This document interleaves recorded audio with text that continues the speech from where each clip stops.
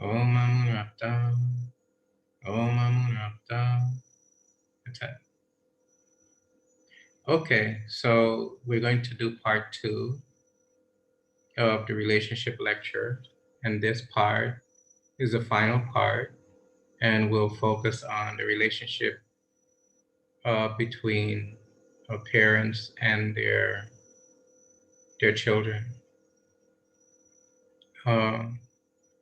And we'll try to keep it to an hour and a half, no more than 2 hours. I know people have to go to work tomorrow and so forth. So I don't think it'll be an hour. Some of the slides are dense, but I'll certainly endeavor to keep it to 2 hours.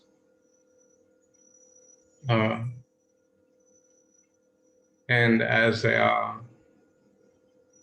full disclosure, okay, so we have a message.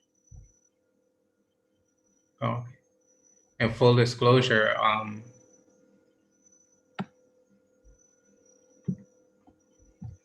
I don't have any children of my own in this lifetime,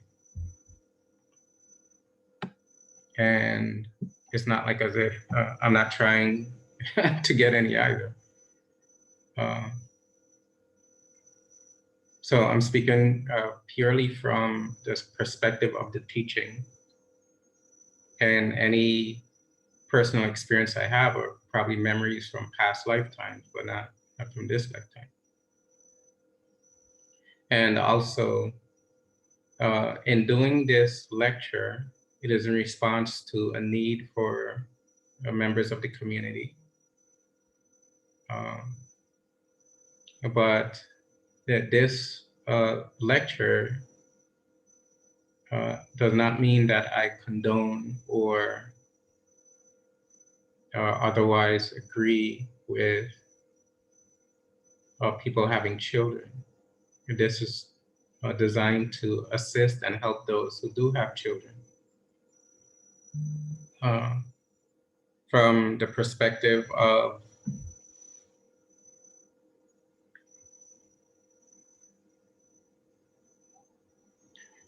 can someone please send the link to Hetepti Ara? She's a member of the AEM.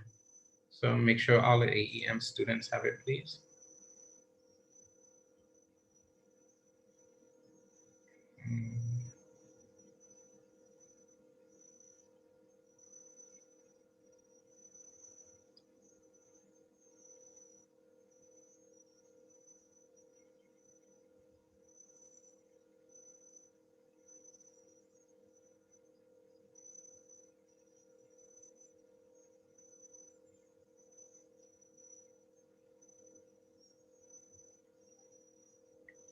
And so if someone were to come up to me now and say, should I have children? Or I would say yes and no. I would say no as the ideal, but yes, if you need to have the experience. And then there are other factors. The world is so messed up, and the Western culture is not conducive to raising healthy children. So some of what I'm going to say tonight may be a little shocking, but it's something for you to think about. Because if you have one or two, my suggestion is you don't get three, or two, three, or four, or if you have a more, in other words, you should not get another one. That would be my suggestion, because of how messed up the world is, how messed up things are. And from a person, if you're a person who is trying to grow spiritually, you need the least amount of distraction as possible. So if you add another one, you're adding another distraction. That's the ideal.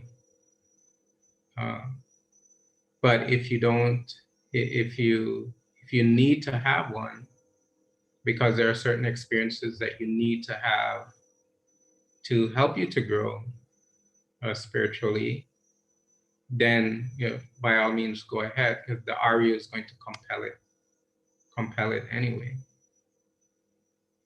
But if you have a free mind and you have a choice, the ideal choice would be not to do it, because you have to take the time to do what is necessary to enlighten yourself.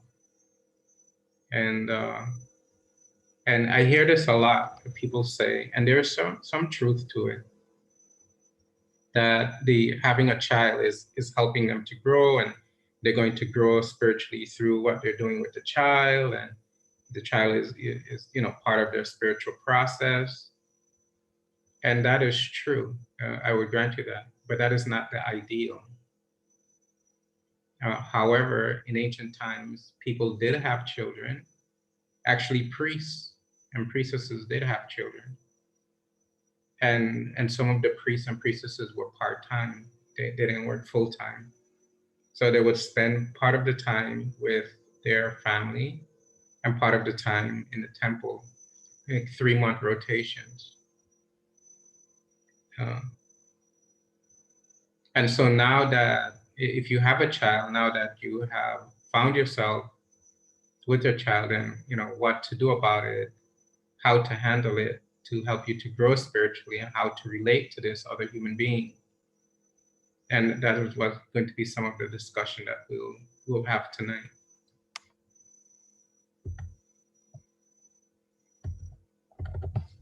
So as usual, the PowerPoint gets stuck. So first, I'll move this out of the way. I try to always get this out of the way, so it doesn't always work. Where do children come from? Yeah, that's a fundamental and important question for parents to try to come to terms with and to understand, because you have to come to terms with it. On the top left, there is this is a piece of papyrus, or a segment of a papyrus paper that's found in the Metropolitan Museum. And it shows the female initiate is making her way into the judgment hall. She's here with the grease cone on her head. And so she's an anointed personality going through the judgment hall.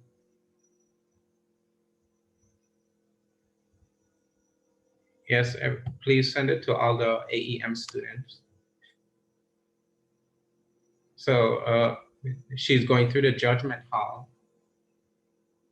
And what's happening is that her heart is being weighed against the feather of Ma'at.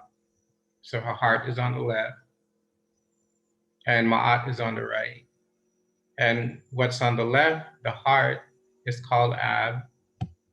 And it's actually a symbol of the unconscious mind that's being weighed against truth. And sitting and witnessing this occurrence is Asar, who is sitting on his throne. And he's simply observing this situation that's going on. And you have Anpu, who's actually working the scales. And then in the second one over, you have Anpu working the scales once more. I hope you can see the cursor on the screen.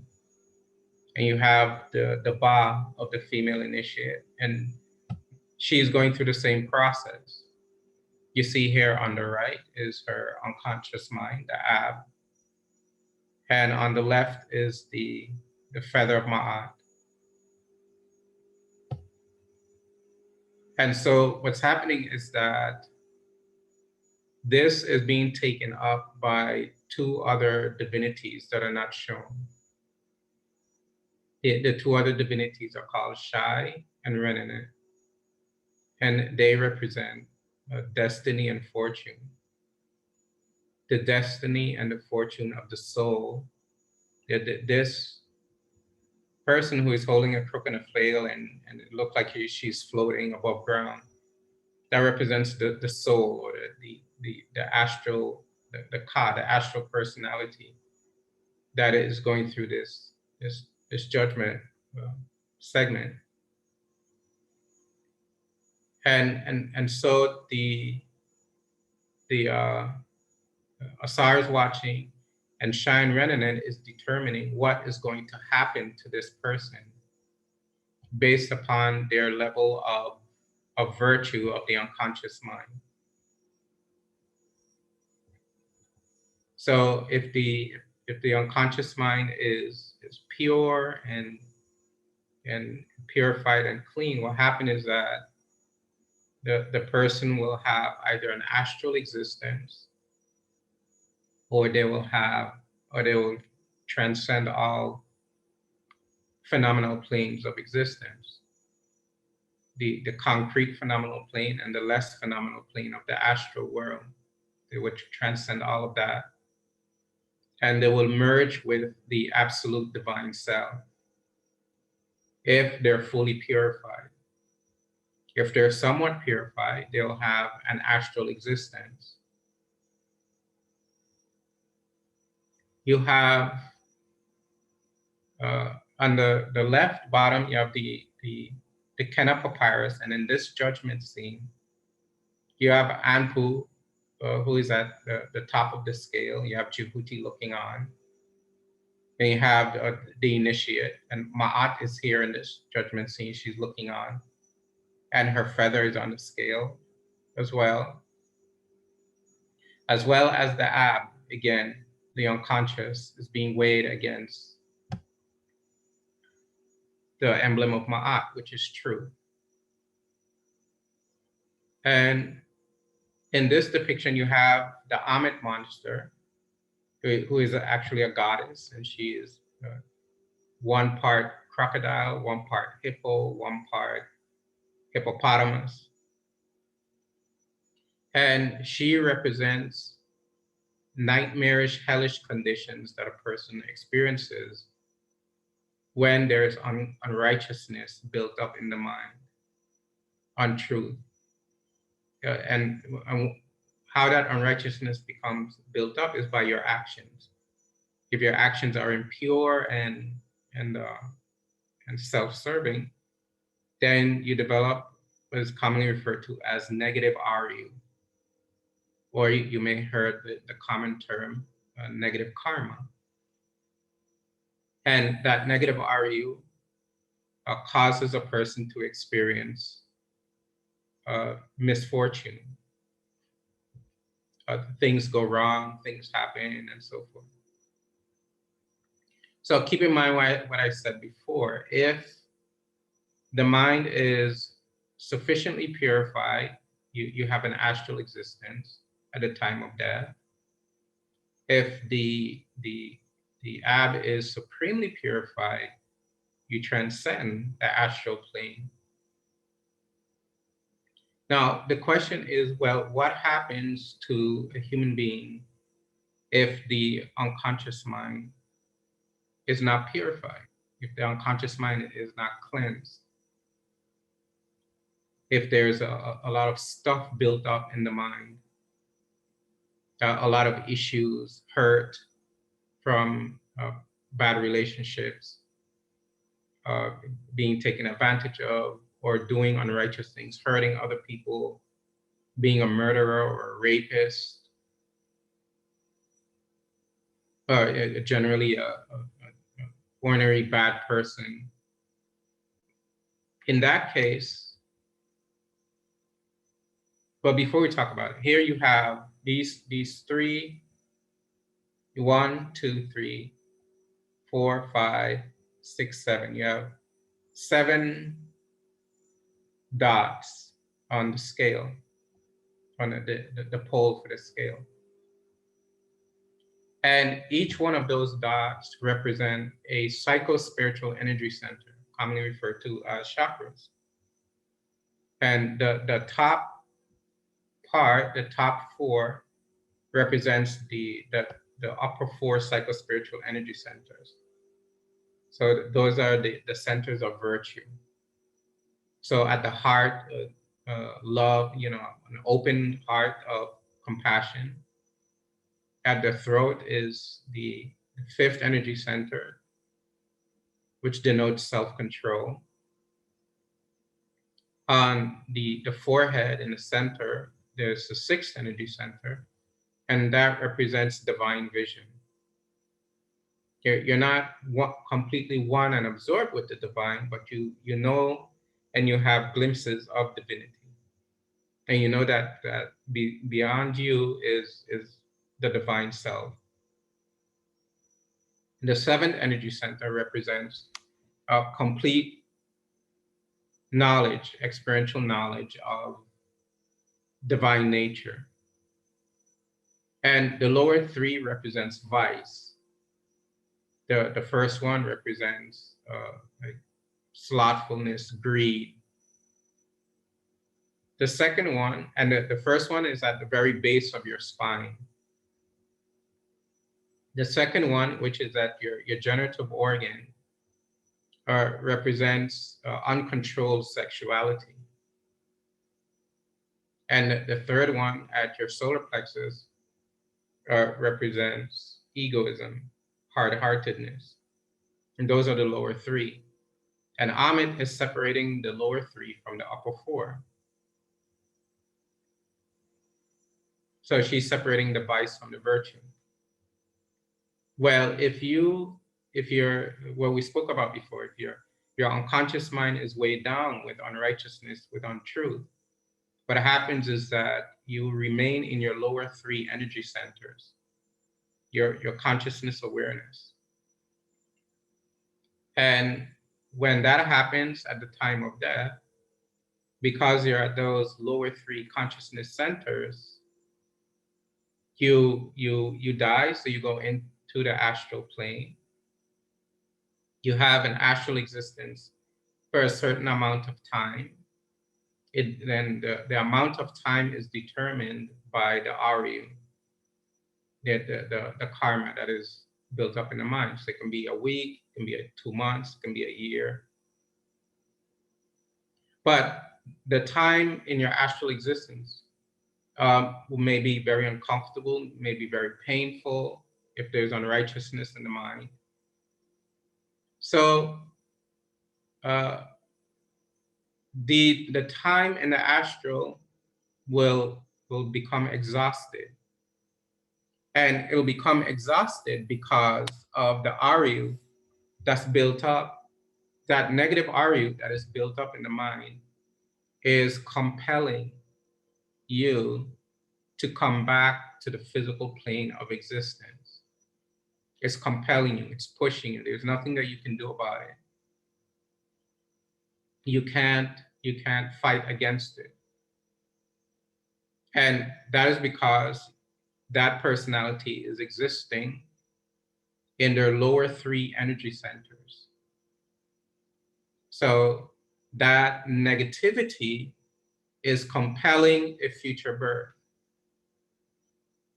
And then a man and a woman join themselves in lovemaking, and they're making their love, and the lady misses her period, and she gets the morning sickness, the vomiting, which some women get, some women don't get. But anyway, she knows that something is different. Her body is not totally how she knows it to be. So she goes and takes a pregnancy test, and she comes back pregnant. And the reason why she is pregnant is because a being, a personality from a previous lifetime, this might be shocking to some of you, and I understand that. And so it probably takes time to think through these things. You can realize what it is that has happened so you can know how to handle it. But there's some being, some person that did not elevate themselves. on a righteous personality, generally, or really bad, like a Hitler or Mussolini or Papada or Idi Amin or something like that. And so that personality, the Aryu, which is compelling, forces the mind to seek out two people that are in lovemaking. And then the soul of that personality goes into the mechanism that causes a woman to become pregnant. So the woman becomes pregnant with someone who has not elevated themselves. And that has happened to all of us. That's why we're all here, and that's why we said, we have to take up the spiritual teachings, or this this is not workable anymore. Because there's something we want to rise above, we want to get out of the lower three. So a woman gets pregnant, and then she has to break the news to the man and the family. And the first response probably is, "Oh, I can't believe this. How did this happen?" And the woman has to remind the man how it happened. And you say, "Oh, yeah, right, okay." And then there's the happiness and the joyousness. And then the woman has to go through the 9 months and so forth, and she has to deliver the baby. Generally, that's what's happening. Now they're doing more C-sections than ever before and all that kind of stuff. So the baby has to be, but the issue is that a personality who is not an elevated personality based upon the force of the Aryu has compelled their personality to cause someone to become pregnant. So the sperm and the egg is actually the mechanism. The sperm and the egg doesn't actually do anything. You're going to see that now. But it becomes the mechanism for which the spirit soul takes up occupation so that it can generate and build a new physical body so that the person can come back into the world and continue its journey through the world of time and space. And so, like when my mom was sick and she was at the end of life, I would tell her, "Don't worry, you're going to come back. You're going to get a new body. You're going to get out of this old body that you have now. So don't worry," to try to calm her mind, to prepare for that. And the point is that there's something about you that releases from your old body.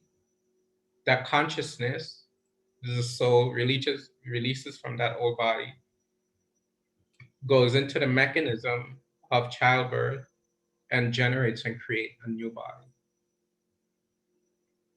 Now, how did they handle this predicament in Kemet of giving birth?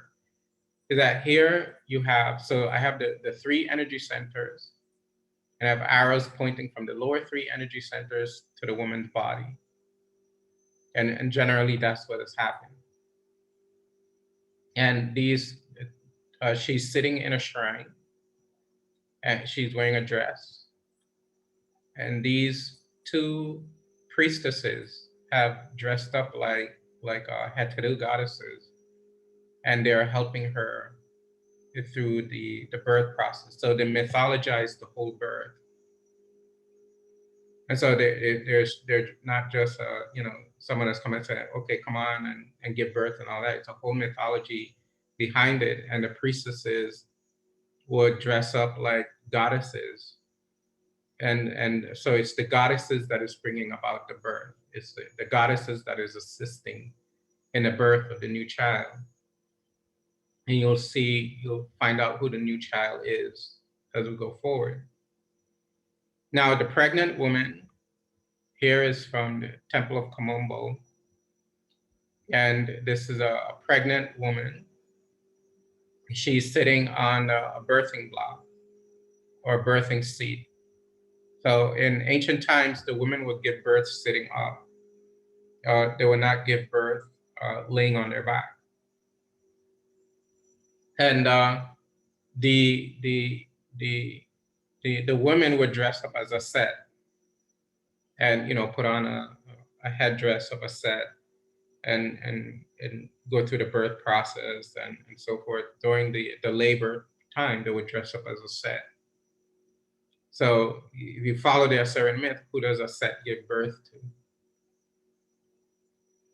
So the whole idea is that the man and the woman who is having conjugal relations and she has gotten pregnant, they are only players in the game of the Aryu of the person.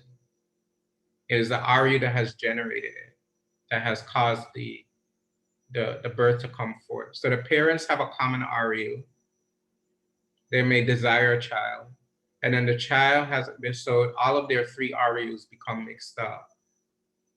And so the parents experience having a child, and the child experience having new parents. And the cycle continues until the cycle can be broken.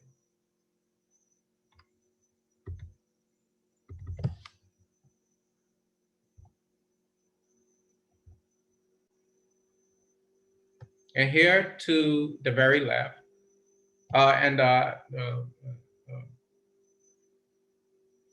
some of the photos that you're going to see were not taken by me; they were taken by Sarma, who went on a trip. So special thank you to her for helping with the work that we did when we did our trip. And sometimes she would say, "Do you want a picture of this? Do you want a picture of that?" Sometimes I would say, "Take a picture of this, take a picture of that." Sometimes she would just take pictures on her own, and so it was a wonderful offering. So her work is part of the presentation tonight as well, some of the photographs. So to the very right, you have Amun, and this is from the Luxor temple. You have Amun, and you have the mother Mutamoya, and they're being assisted by two goddesses, Goddess Net on the right and Goddess Selkit on the left. If you look closely, you can see Goddess Net's symbol right here. You can see Goddess Selkit's symbol right here. So Amun's feet are being upheld by Selkit, and the mother's feet is being upheld by Nit. And Amun is putting in an ankh to her nostril. So what's happening here is that he's announcing the birth of the new child. He's telling her that you're going to get pregnant. So Amun is telling the mother, you're going to get pregnant. What does that sound like? Have you heard something about that story before? And it's hard to see in number 2, but to the right here, you see his legs. He's sitting, this is his thigh, he's sitting on a chair, and his head is up here. His arms are here, his left and right hand. And this is the divinity Khnum. So the pregnancy has been announced by Amun. And now the child is being forged by Khnum. So the child is on a potter's wheel, and Khnum, as you can see, there are 2 child images. What's happening here is that Khnum is fashioning the physical body and is fashioning the Ka. So the mind and the physical body. So the pregnancy is being announced by the divinity, and the body is being made by the divinity. So it's a spiritual process, and human beings are not really doing anything. And the reason why is because human beings are actually illusory projections of their own mind. So they can't really do anything. Anything that we think that we're doing, something is happening, but it's not an actuality. Anyway, they talk more about that later. So the divinity is forging the body and forming the body. And in number 3, again from the Temple of Luxor, you see the same 2 images on the potter's wheel that Amun is fashioning them. And the goddess she is projecting life force into them. So the goddess is what is giving the mind and the body life. And Khnum is forging the material part, which is the mind and the physical body, and she is infusing the process of life into it. So the body becomes supposedly alive. And then on the bottom, number 4, you have Khnum has finished his work, and the young boy, the child, is now giving over to the goddess. She has her hand on his head. And behind them is Jehuti. And Jehuti is holding a palm frond. In his right hand, he has a pen, and he's marking the time of the duration of the life of the newborn child that has been born. So the duration of the life of the child is being preordained based upon the Aryu, the karmic makeup or the karmic basis of that child. So you've heard of children dying in childbirth, or in the teenage years, or in the adolescent years, or people die when they're 80, 90, over 100 years old. In any case, the duration of life has been marked down by the divinity Jehuti. So it's your Ari, and the hands of Jehuti are Shai and Renanit, fortune and destiny. And so it is the fortune and the destiny that has been worked out by your Ari is determining how long that personality is going to live on Earth, how long they're going to be there. So from this brief examination, now you should be thinking that your relationship now for the child, or your understanding of how this being came into existence, it should be a different kind of understanding. And with that different kind of understanding, then you can have more peace about it, meaning you can be more relaxed about it. You know that the person who is coming into the world has their own Aryu.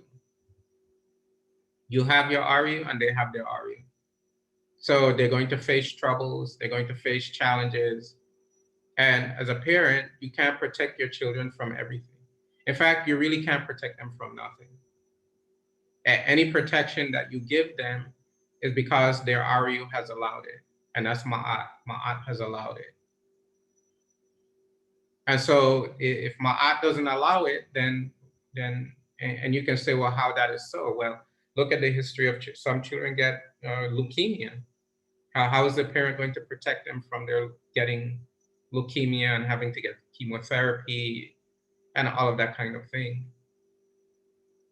So we have to try to understand that we're not in control. We can only do what is feasible and what is prudent in a given situation. But you have to realize that you have a lot of Ari there, a lot of Ari. And so it can help you to become more relaxed and understanding with any limitations that your child may have, and so forth.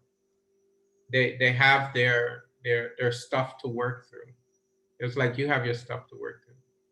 So as a parent, you're older than them, and you have caused them to come into the world, and you know that they have their Aryu. So what that means is that if you know that they have their Aryu, they're going to be facing challenges. They're going to have their little egos and their little things about their personality. And so what that means is that you have to have some understanding and compassion for the other. It's not simply that they're your child and they have to do what you say, but what if the RU is not allowing them to do what you say?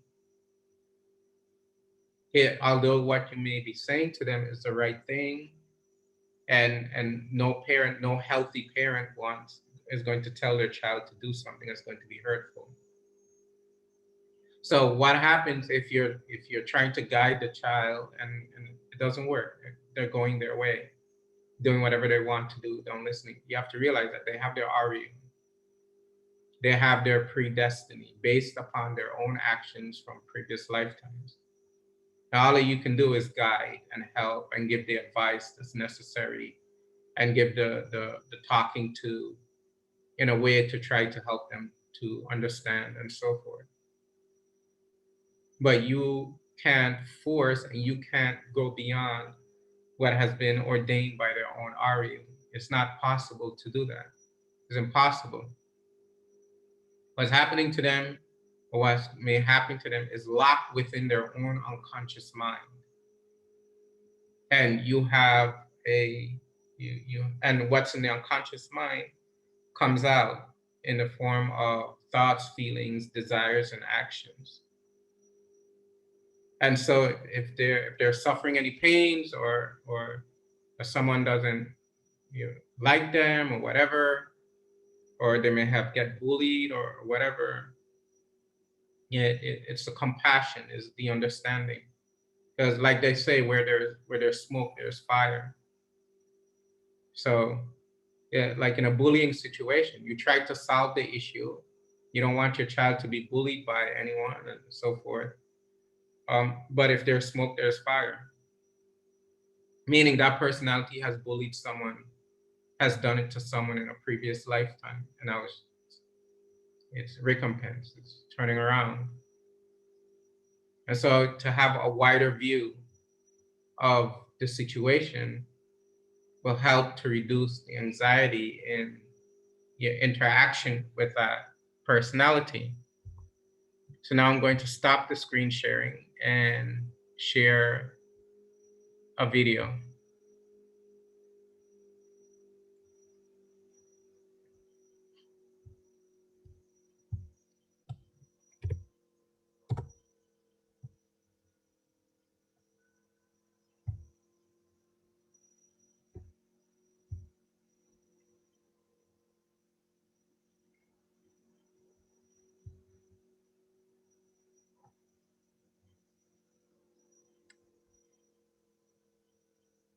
Okay, so we're going to start with the preschool kids, which is a 6-minute video. And then there's another video, so about 16 minutes of video. Do you want me to stop recording, Sehu? Hi, I'm Cindy. Hold on. Welcome to Positive. No, I think it should be fine. All right, do it. That's it.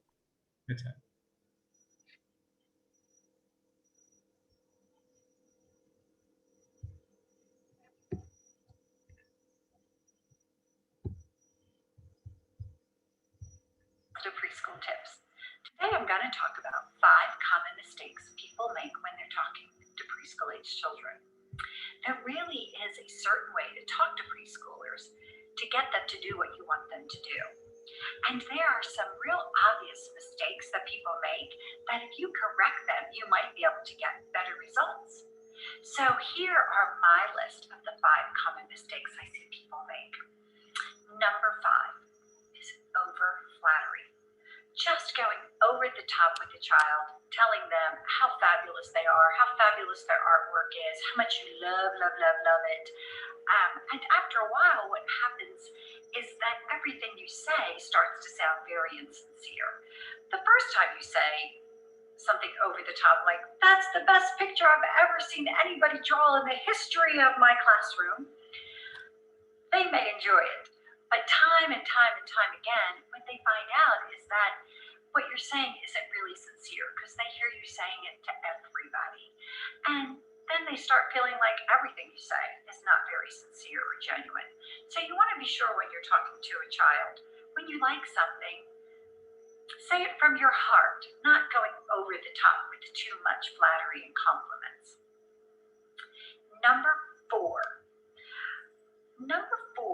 is saying terms that mean nothing to children. And honestly, you're just wasting your breath. Things like, you know better, or how many times have I told you?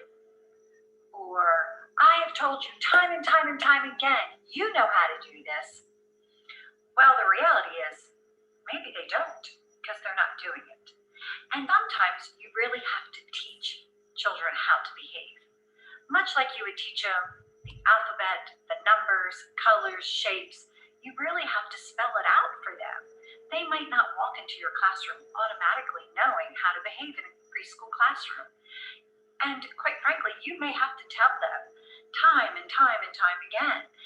Children learn through repetition, and you might have to find several different ways to tell them the same thing so that they are constantly hearing it and hearing it from different directions and hearing it from different ways so that they do know how it is that they're supposed to behave.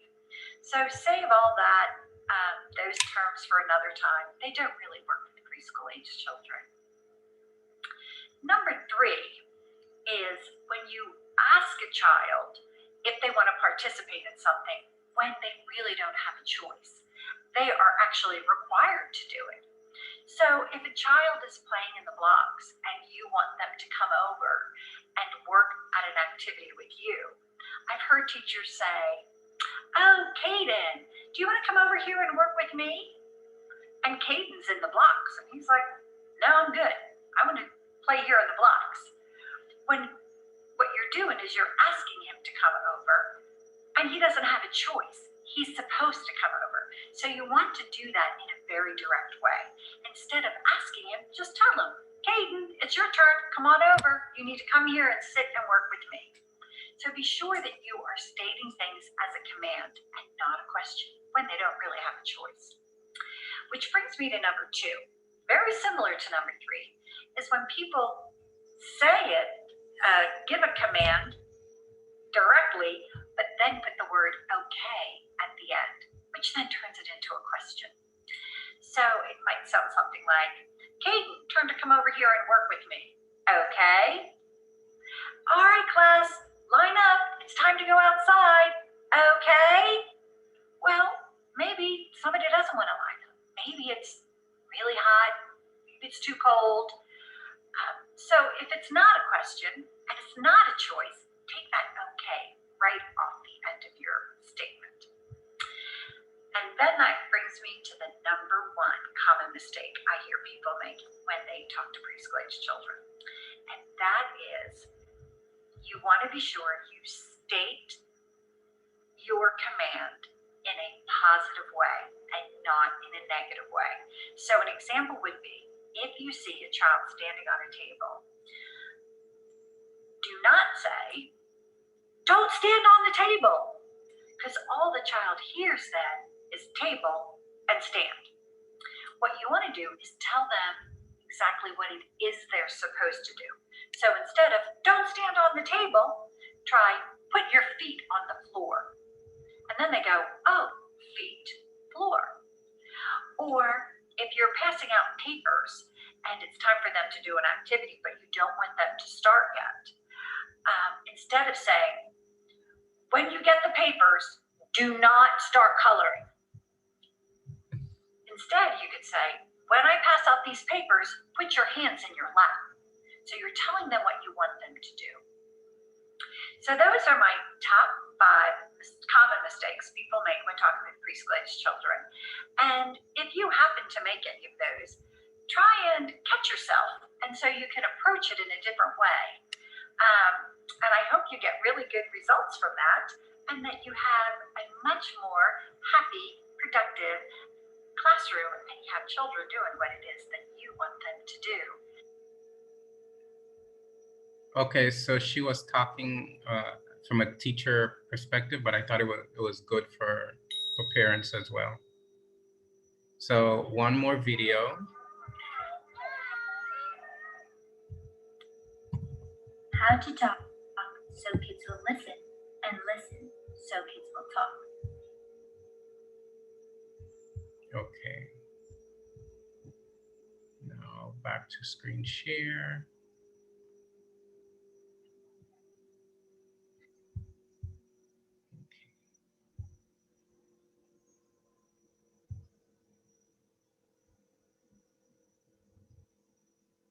And this is a review of a good book that you can get. And it's the title, she's going to say the title of the book.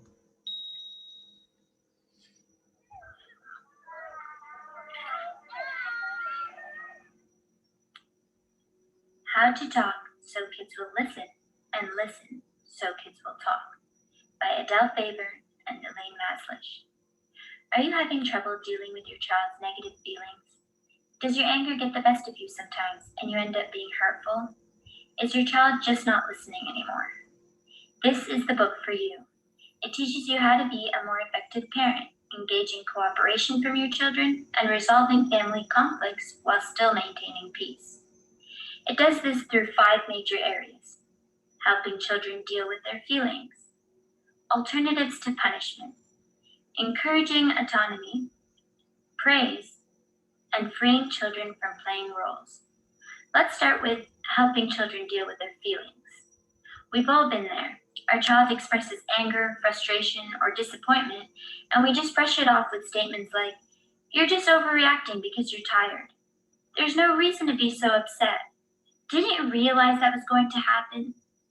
But you wouldn't like it if you complained to your spouse or a friend about an incident that made you uncomfortable and they just brushed it off as if your concerns were nothing. The way kids feel affects their behavior. When you deny a kid's feelings, it can exacerbate problems. It teaches them not to know what their feelings are and not to trust them. So how can we avoid doing this with our children? The next time your child expresses his or her feelings, try the following 4 tips. 1. Listen quietly and attentively. 2. Acknowledge their feeling with a word. "Oh, I see." Sometimes they already have a solution. They just want to make sure you're in tune with them. 3. Give the feeling a name. "Oh, what a shock." 4. Give the child his wishes and fantasy. "I wish I could make the rain stop so that I could take you to the playground." That way, they won't see you as part of the problem they're acting out over. And remember, all feelings can be accepted, but certain actions must be limited. Let's say your child crosses the limit. Then what can you do? This brings us to alternatives to punishment. It's easy to run to things like timeouts and grounding when your child is driving you crazy or isn't listening, but these only fix the problem in the short term and demoralize the child. Bad behavior is a problem, not a character flaw. If your response to their behavior makes them feel bad about themselves, you've taken the focus off the situation, which can be improved, and put it on something a lot more complicated. Instead, we want to enlighten and instruct our children. So some alternatives to punishment are: 1. Express your feelings strongly, but do it without attacking character. For example, "I'm furious that my new saw was left outside to rust in the rain." 2. State your expectations, like, "I expect my tools to be returned after they've been borrowed." 3. Show the child how to make amends. "What this saw needs now is a little steel wool and a lot of elbow grease." 4. Offer a choice. "You can borrow my tools and return them, or you can give up the privilege of using them. You decide." 5. Take action. In this case, it would be putting locks on the toolbox after your child abuses their privileges. 6. Problem solve. Brainstorm solutions with them until you come up with a compromise. I noticed a lot of books offer solutions on what to do with your child when they've done something wrong, but rarely do books mention how to get your child to cooperate willingly. This book does that. Here's how. 1. Describe what you see or describe the problem. For example, instead of saying, "You better not throw the wet towel on the bed," just describe the problem. "There's a wet towel on the bed." 2. Give information. The towel is getting my blanket wet, instead of, you're ruining my blanket. 3. Say it with a word. The towel. 4. Describe what you feel. I don't like sleeping in a wet bed. It's not only about their feelings, you know. 5. Write a note. Please put me back so I can dry. So we went over feelings and punishment. The next 2 sections further build your child's self-esteem and self-confidence, but it's really important to keep a balance between them. Let's start with encouraging autonomy. When we allow our child to be completely dependent on us, it can lead to feelings of helplessness, resentment, and frustration. Instead, we want to 1. Empower our children to make choices. Give them pre-approved by you options. So let's say, are you in the mood for your dress pants or jeans? 2. Show respect for a child's struggle. So, a jar can be hard to open. Sometimes it helps if you tap the lid with a spoon. Don't just open it for them. It removes their agency in the world. 3. Don't ask too many questions. It can feel like an invasion of privacy. Your child will talk about what they want, when they want. 4. Don't rush to answer questions either. It's their chance to explore. Instead, ask them what they think. Or 5. Encourage them to use sources outside the home. 6. Finally, never take away hope. So you're thinking of trying out for cricket. That should be an experience. The other side of the spectrum is praise. When we praise our child too much, it can surpass the line of confidence and end at the child feeling entitled. Here's how to keep a balance. The next time your child cleans their room or shows you their artwork, let's say, don't just respond with, good job, fantastic, you're a great artist. Instead, 1, describe what you see. 2, describe what you feel. 3, sum up the child's praiseworthy behavior with a word.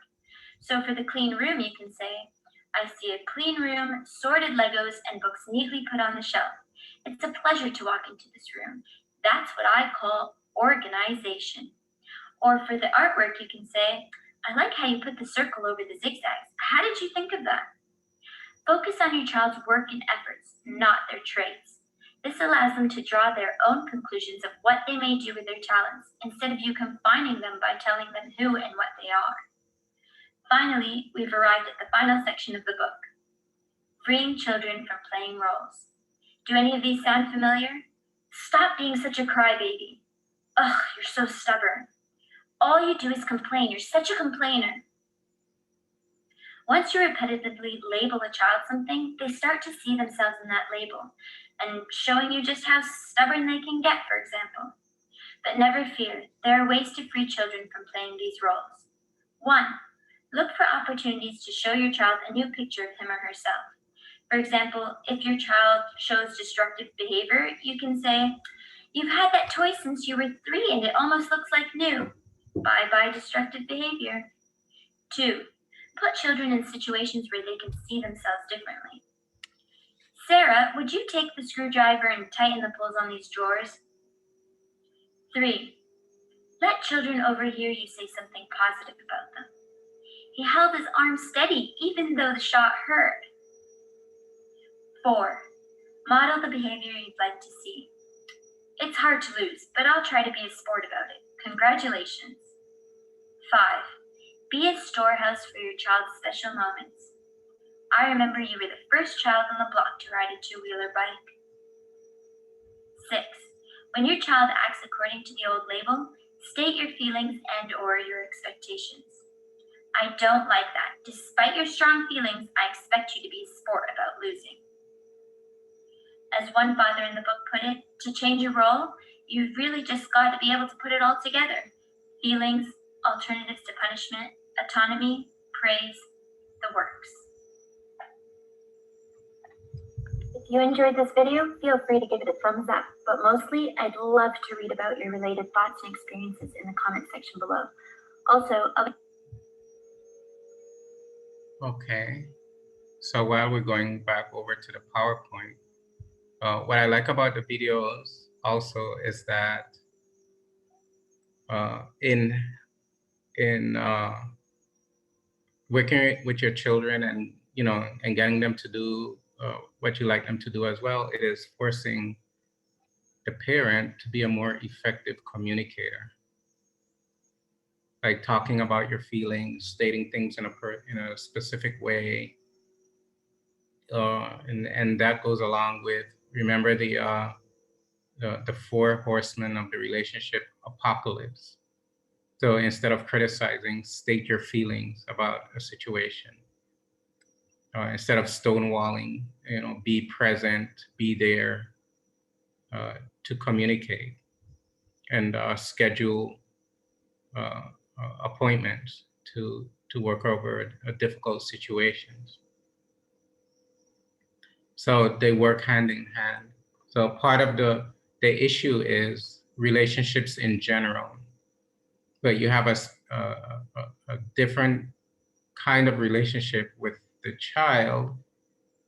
It's a relationship, and so some of the relationship dynamics are the same, but it's a little different because of the process how this relationship was developed. And from a mystical perspective, you have to try to understand that the relationship was developed by the mind, by their unconscious mind and your unconscious mind. So so both of you are in it together, in other words, that have created the relationship. So you have to think about what do I have to do to develop a good relationship with this person. So in other words, and I'll put on my camera. In other words, the relationship with the child is helping you to practice how to develop good relationships in general. So the child is right there forcing you to practice on a day-to-day basis.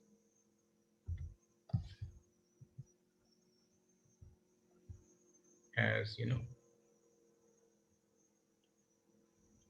So after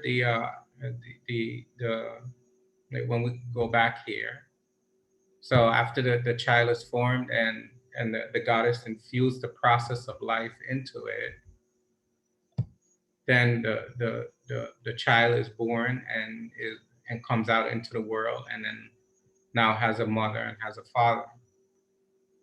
And now the real work actually begins, especially when the child starts to develop when the ego starts to come out when the ego starts to develop and come out. And that takes anywhere from 5 to 6 years for the ego to become fully formed. Now, once the ego is fully formed, you have to realize you have another person there with their immaturities because of their age and lack of practical experience in this lifetime, but you have another person there. And so it's another relationship.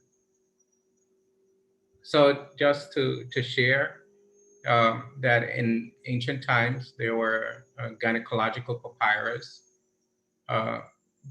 so the act of childbirth, you could go to a gynecologist. It wasn't just having the child out there in the woods or something like that. It was a whole systematic system of taking care of the mother while she was going through the process. And then the climax of that process is when they perform the ritual for the birth. And the mother is seen as the goddess of Set, and the child, whether it's male or female, is seen as Heru. So Heru actually is coming into the world. And so if you have a mythological basis, and that's what they did in ancient times, we have the proof showing it. If you have a mythological basis to the relationship, then you can put the relationship in context. Because what does Heru has to do? He has to fight against Set and wage this whole battle, all that kind of thing. So Heru is coming into the world. And so Heru is going to have challenges, is going to face struggles, and that's coming from the person's own ego.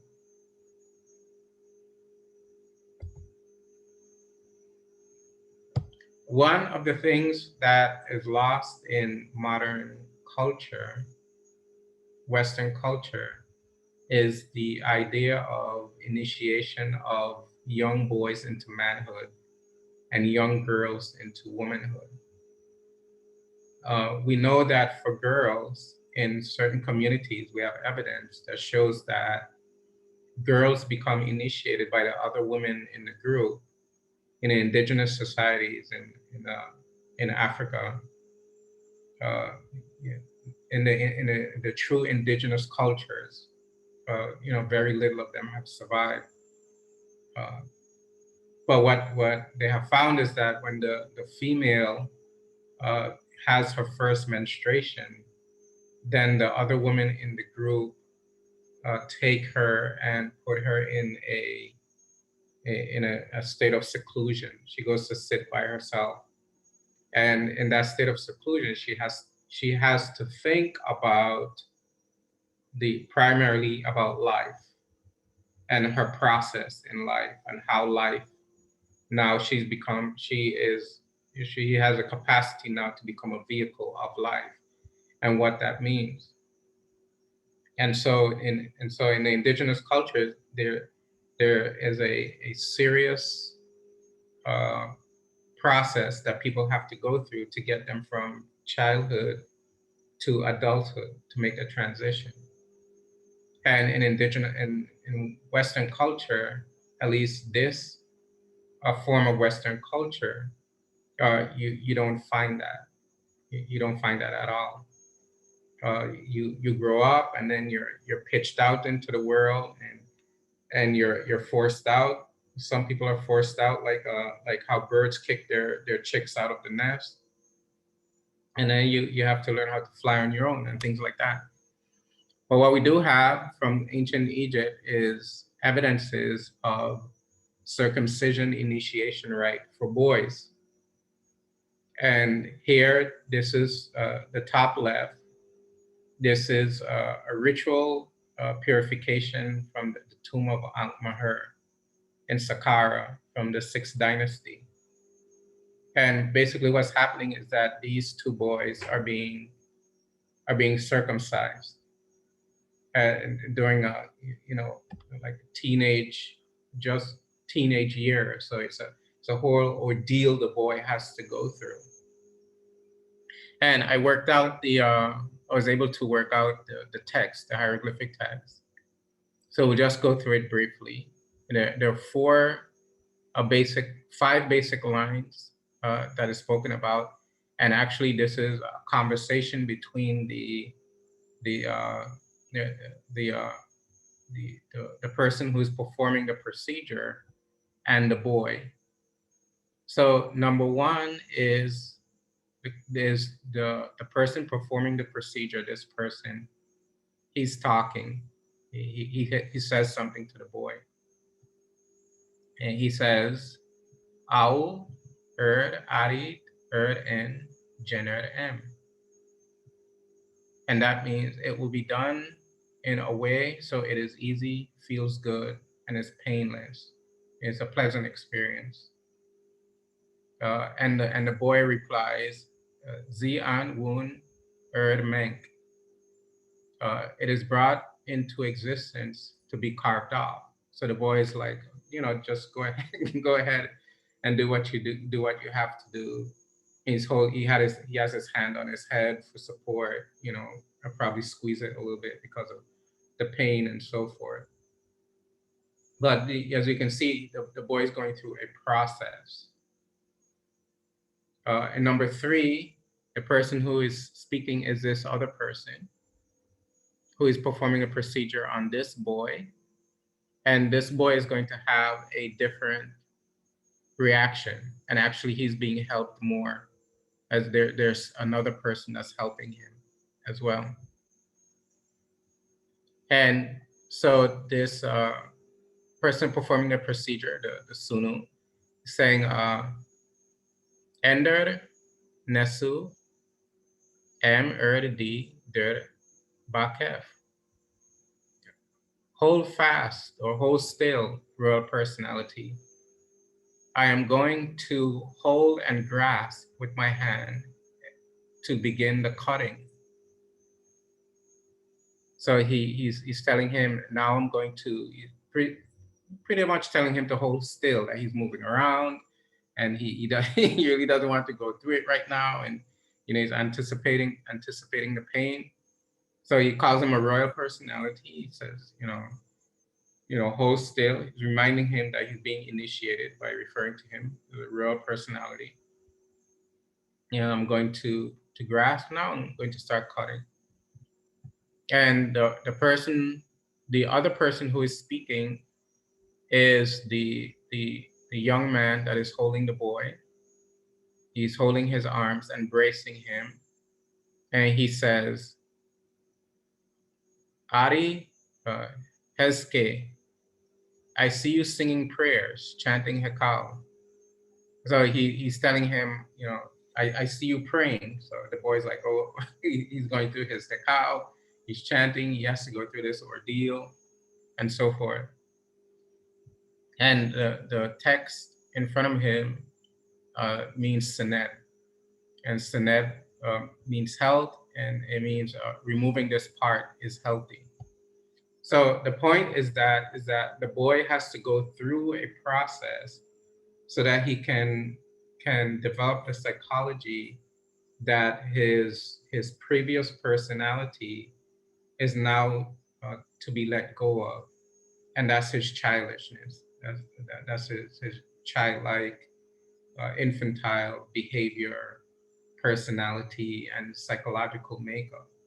But the boy has to go through something so that he can have a palpable experience, so that he can realize that now I'm not a little boy anymore. I'm considered a man, and that has a great impact on the psychology of the boy. So in modern culture, for modern parents, you have to find something to try to help to make that transition in Western culture. It's very difficult. We're not set up to be doing these things. But what I'm saying is that I put it here to show that obviously there is a kind of process that the young boys have to go through. Young girls, she is the sort of the foundation in indigenous culture. It is the woman who is the foundation of the culture, and the boy is a servant of the society, and he has to learn what it means to be a servant of the society. So he needs other men to show him and to put him through a process to turn him into a servant of the society. And basically what he's doing is that he's serving something other than himself. He's serving something that is higher than himself. And so that gives some kind of idea of the purpose of life. And in our culture, the purpose of life is to achieve the highest end, is to go through the process of spiritual evolution. The spiritual attainment.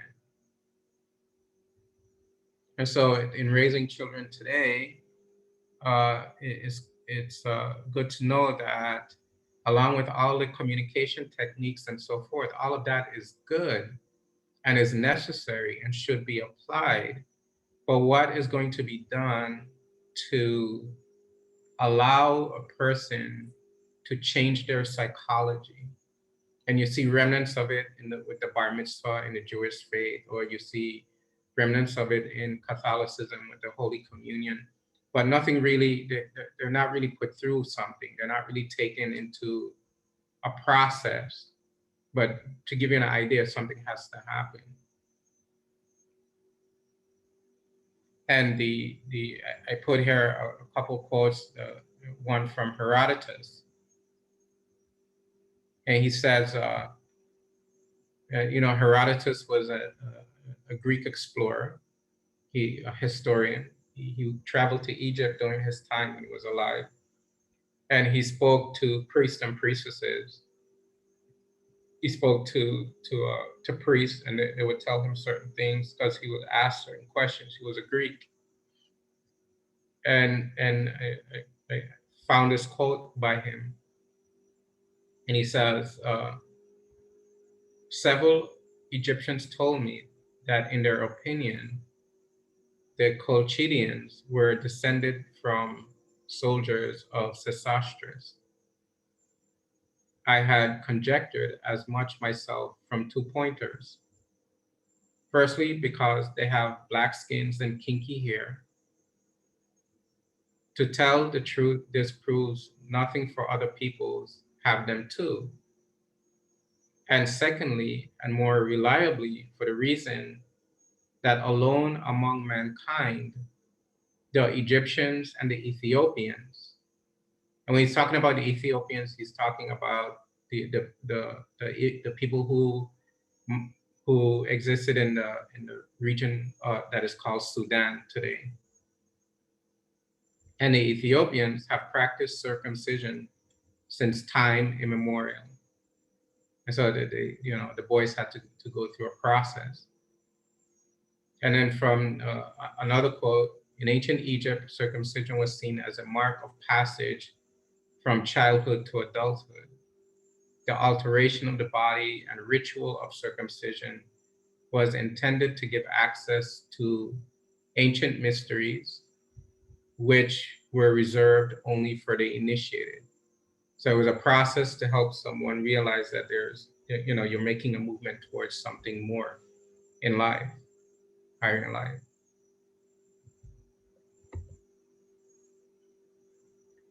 Now, what to teach the children?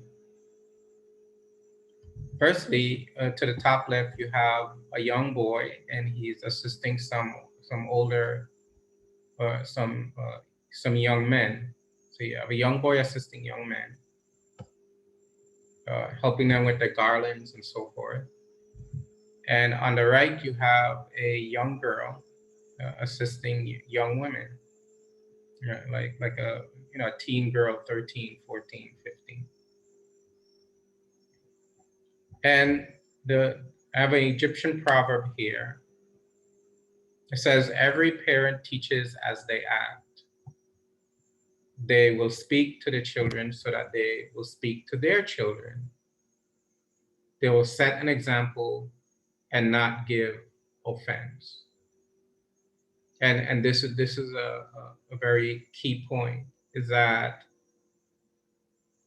and you're probably already aware of it, you're teaching more with your actions than with your words. And what you speak to them and what you teach them, they're going to pass some of that on to their children. So you have to think that what you're doing to your child, they're going to do to their child, and that'll be your grandchild. And so you're setting up a generational pattern with your actions, or you're maintaining a generational pattern with your actions. And that the parents set an example for their children through their actions. And that you're not give offense, meaning that your actions should be ones that are wholesome and that are not offensive to the proper development of the child that is watching everything, looking at everything, examining everything.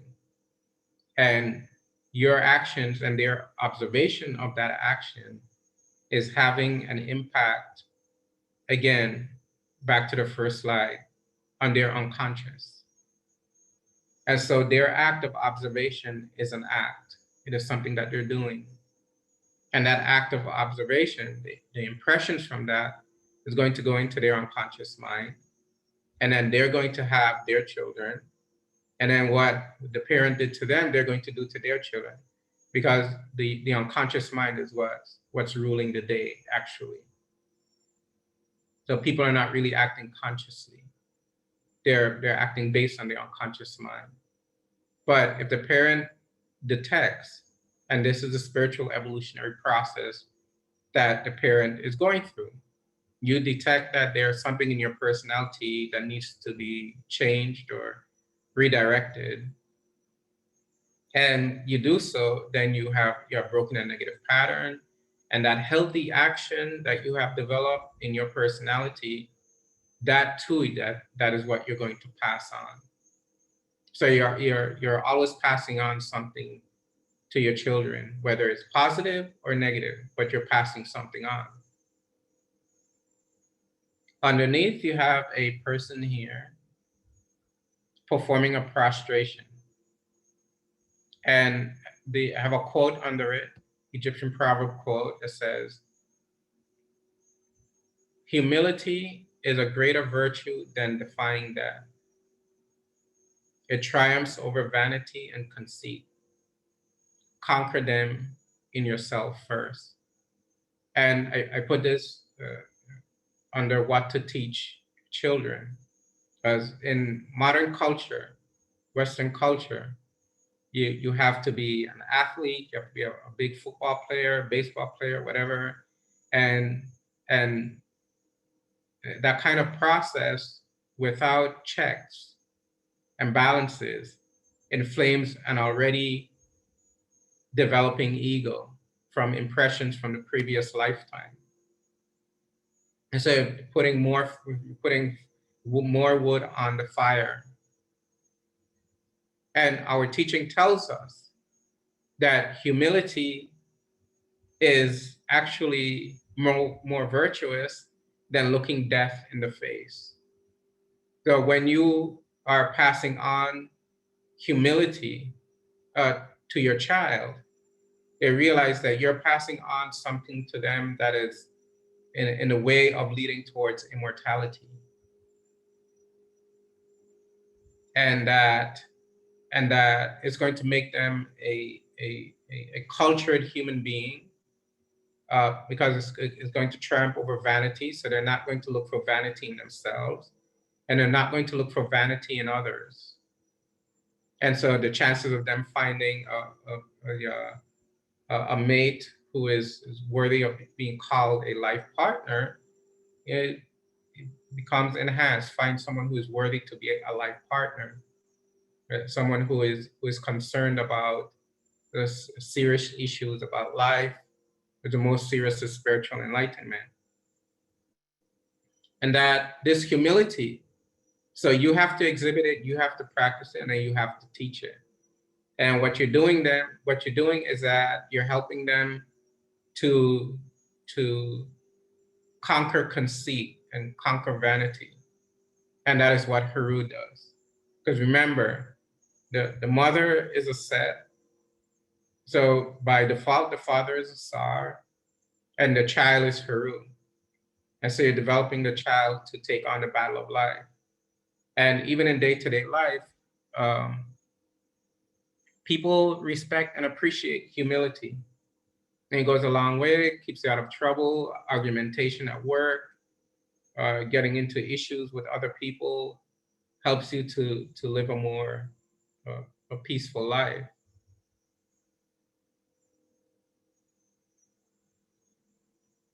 And for us to realize that another proverb, an infant soul is altogether a thing of beauty to see, not yet befouled by body's passions, still all but hanging from the cosmic soul. And that is true. The mind is coming in. So then in the very earliest stages, you have to, you try as a parent to, at that point, when the person is most impressionable, to give them humility. When they're not corrupted by human life, they're far from being going out into the world by themselves and so forth. So that is the time to pass on the virtues. The other is that little by little to introduce the idea Let's think about it. In ancient times, when children would go to school, they would learn to write by writing down the the wisdom text, copying the wisdom text. That's how they would learn to write. So whatever is in the wisdom text, that's what they would be learning. So they would be learning that the world is temporary. You have to be a certain way. That death is imminent. That there's more to life than just living an ordinary life. They would be learning that in school while learning to write. So introducing or trying to impart the idea that the visible world is ephemeral, the spirit world is forever, giving the idea that the physical world is temporary and there is such a thing as a spirit world. Because what's going to happen if the child has memories from a previous lifetime when they've had out-of-body experiences? And as a parent, if you are able to validate that for them, or to introduce a concept of something that they're feeling deep within anyway, you're helping them to become more normalized, more adjusted, a more integrated personality. But what that does, introducing that concept of the truth of the spirit world, is that you gain strength from this and realizing that nothing physical can destroy you. So think about that. You're giving a child that, a boy or a girl, it gives them a sense of power and a sense of immortality and a sense of fearlessness going out into the world. Learning spiritual teachings and an idea of something that is more than their temporary life and is beyond their physical body. Then in the yellow at the bottom, if your child accepts your words, then no plan of theirs will go wrong. And what that means is that if your words are coming from a place of truth, or coming from the place of deep and profound understanding, such as the visible world is ephemeral. So teach your son or daughter to be a hearer, one who will be valued by the officials, meaning someone who is able to listen and to listen to the words of the sages, one who will guide their speech by what they have been told, one who is regarded as a hearer, a listener. The children will reach old age if they listen to the wise words of their parents. So you have to think about it. As a parent, it's not only a responsibility, it's kind of it's more than a responsibility. It's the idea to express wisdom. You have a ready audience to express wisdom, and in expressing wisdom, that grounds you deeper into the teaching and deeper into your own spirit self and understanding of your own higher nature. And so they become powerized and you become seated in a deep, profound wisdom that is going to take you further and that you will need when you start to approach the end of your own life. So you have to talk to them about the birds and the bees. And the birds and the bees, that's life and death.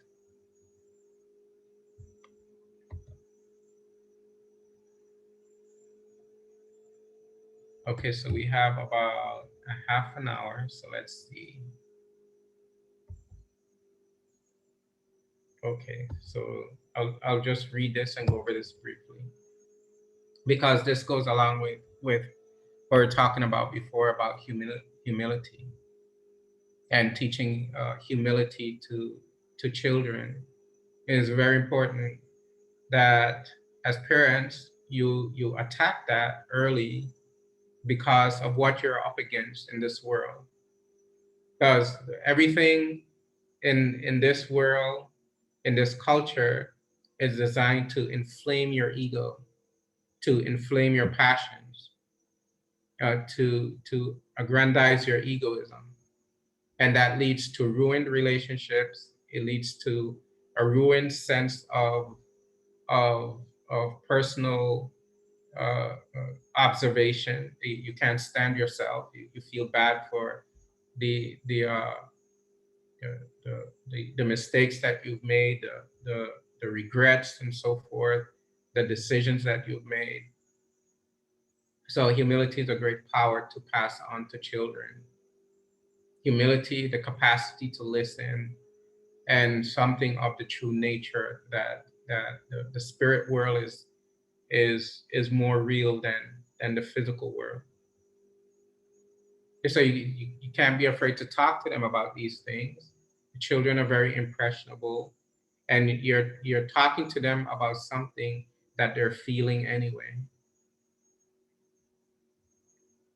Because the spirit aspect is what is essentially real, and the ephemeral aspect is essentially illusory.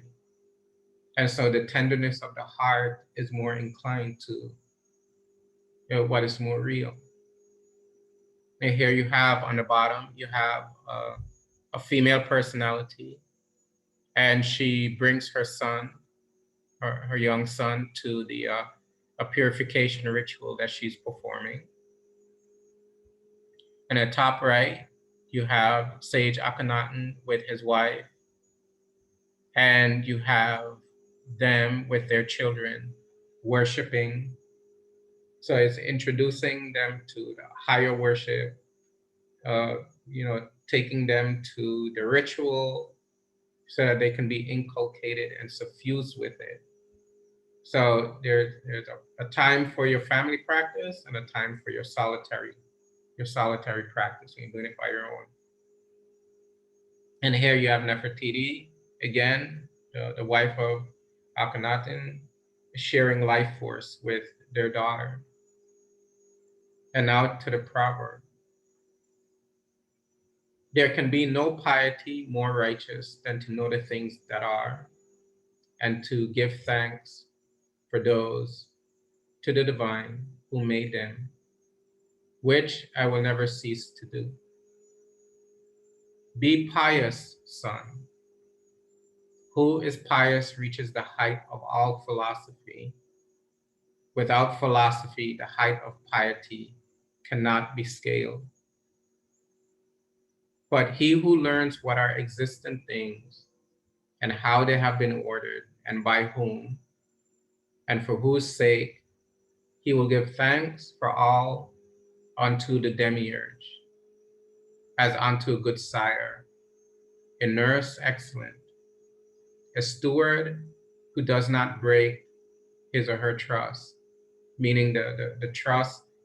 You will realize that the divine is the one that has ordered things, that has ordered the divinities, that has ordered creation, existence. So you're surrendering to the knowledge that it is God that has done it all. And that in that understanding, in that wisdom, there can be no, the foolish trust is with the divine. Who gives thanks, he will be pious, and who is pious will get to know both where is truth and what it is. So you're leading your child to truth, and that is the true purpose actually of being a parent, is to allow or help, or you have to introduce them to truth. So you're guiding them towards the teaching, and you're guiding them towards the authentic spiritual path. You're guiding them towards authentic spiritual preceptorship and teachings.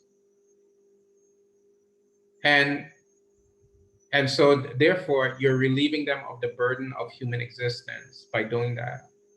In other words, you're relieving them of the process of pain and suffering. if they're able to do it and follow your lead.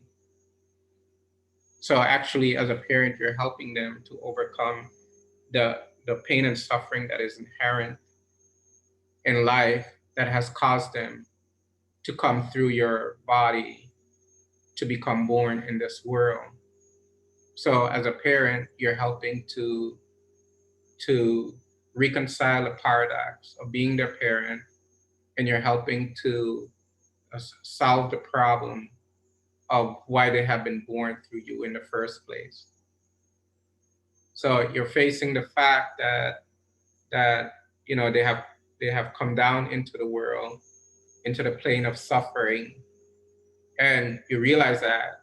So you're doing your part to help them to come out of suffering. And by doing that, you're relieving your own conscience. You're freeing yourself from that burden that you have brought them into the field of pain and suffering. And therefore you won't be weighed down by that previous lifetime hopefully in another lifetime, but you won't be weighed down by that at the time of your death. You won't be having those regrets, because people feel that weight and that burden unconsciously. They're not realizing it, why they're feeling the way they are, despondent, kind of sad, unfulfilled. There are many reasons, but part of the reason is, if they have children, is the guilt that is imputed in the unconscious from bringing someone or people into the field of suffering. And it's an unconscious guilt that you can't get out of, except if you work your way out of it by helping to introduce the child to a path that relieves that suffering. Because you allow them to use your body to come into the field of pain. And so you have to do something to help that.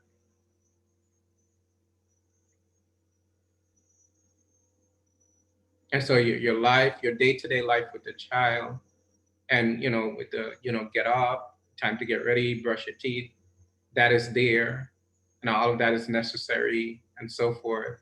But actually, you're on a mission. You have a mission to fulfill. And you realizing that they have their RU, so as long as you do your part, then you're good. Because you may introduce something and they may not take it because they have their own RU. And we don't have the cultural context that we had in ancient times. So you don't have a whole village, people living together.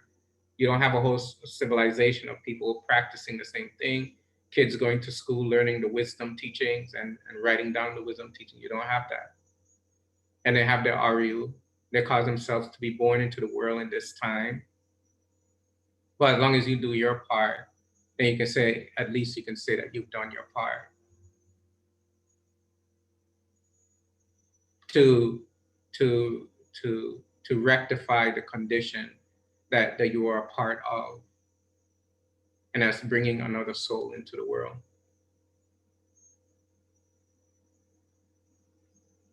And in day-to-day life, you'll have your happy moments, your joyous moments with the other person, with the child, the sweetness that's from them. They hug you, they kiss you, and so forth. And you take those and you accept those, and you accept them, you relish them. It's all good. It's to be accepted. And along with that, there's a realization that you as a parent have to do certain things to try to lead or try to assist in the removal of the suffering that is inherent in human existence.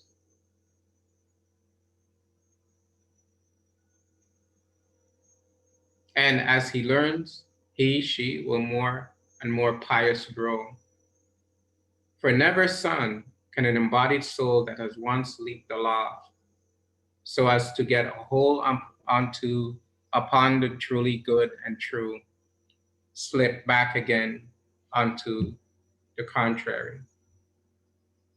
Let this be, O my son, the goal of piety, meaning the goal of piety is to go to the truly good and true. And that is the divine, that's God. So you're setting them up in your psychological makeup of how you are approaching the child. That you're trying to set them up to walk the path of the goal of life, which is the goal of piety. Piety is to lead to realization. You can help them to be pious and humble, and you're setting them up for something good, if not in this lifetime, in a previous lifetime. And remember, as long as you do your part. So there's something to be done beyond the ABCs, the 1, 2, 3s, the asthma, the algebra, the arithmetic, the calculus. There's something to be done, setting them up, helping them to set themselves up financially, and all of that. All of that has to be taken care of. And then within you and the child, you know that there's also this mission.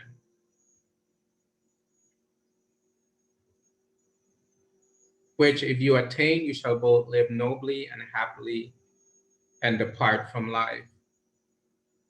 That is the key.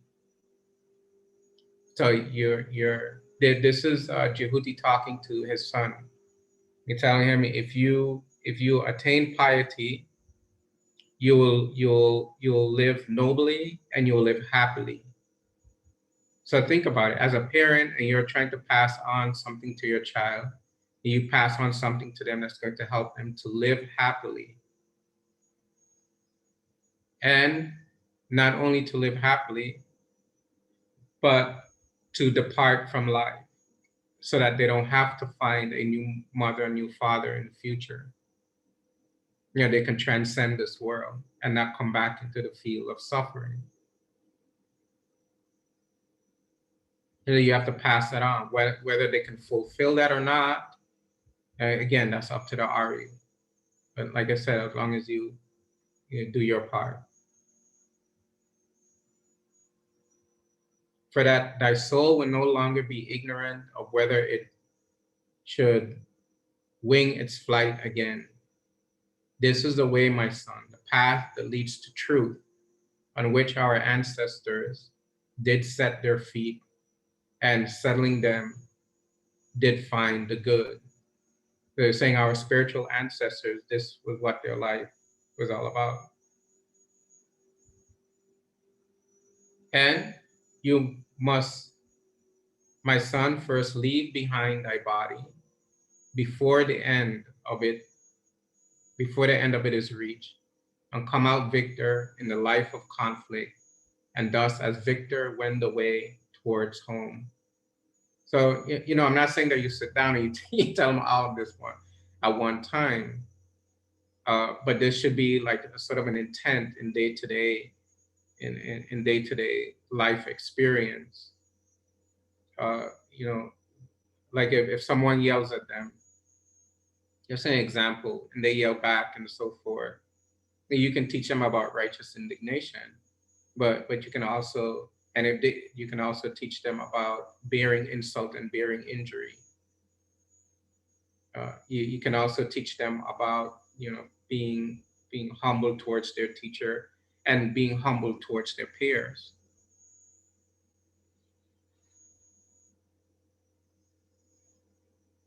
Okay. And then set them up to receive instruction on leaving the body behind. Here's a man with his son and his daughter. And I put some quotes by Sage Duaketi.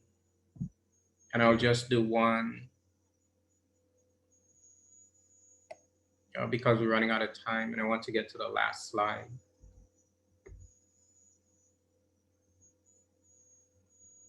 Duaketi was teaching his son about the glories of being a scribe.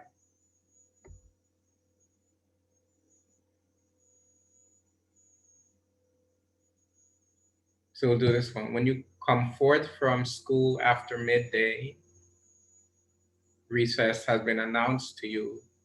Go into the courtyard and discuss the last part of your lesson book. So basically what he's saying is that is a very practical approach. When you come home from school, go by yourself and go over your lesson. Go over it, study it, and so forth, and apply yourself. And so this is another. I know you say it all the time. You may say it and so forth. Do the home, but yeah, like the video was saying, a sense of autonomy. So you try to help them to develop the sense of autonomy to be mature and to be studious within their own power. Be serious and great as to your worth. Do not speak secret matters. For he who hides his innermost thoughts is one who makes a shield for himself. And this is a very good instruction for young boys, that they shouldn't be talking about everything and all of their feelings, letting it out, wearing their feelings on their sleeve and so forth. They should learn to be introspective and to be silent and to keep secret matters within themselves and secret thoughts and certain thoughts within themselves, because they don't become a target. And a person who's deliberate and doesn't utter thoughtless words, and a person who is circumspect, not sitting down with angry people or people who have no real direction or things like that. And to learn to sit with wise ones, with sages, and with very intellectual people, scholars, learn to act in that way, sort of an aristocratic way, sitting with learned people, and not people who's going to teach you how to drink and smoke and all those kind of things. You have to learn to develop a kind of personality that gravitates towards intellect and gravitate towards wisdom, and to be happy in that, to be seated in that, to seek that out. So your body don't fall ill and your mind doesn't fall ill. So I'll skip these, and if you all want to go through them, we can at a certain time. If you want to do a part 3, how to spiritualize a child.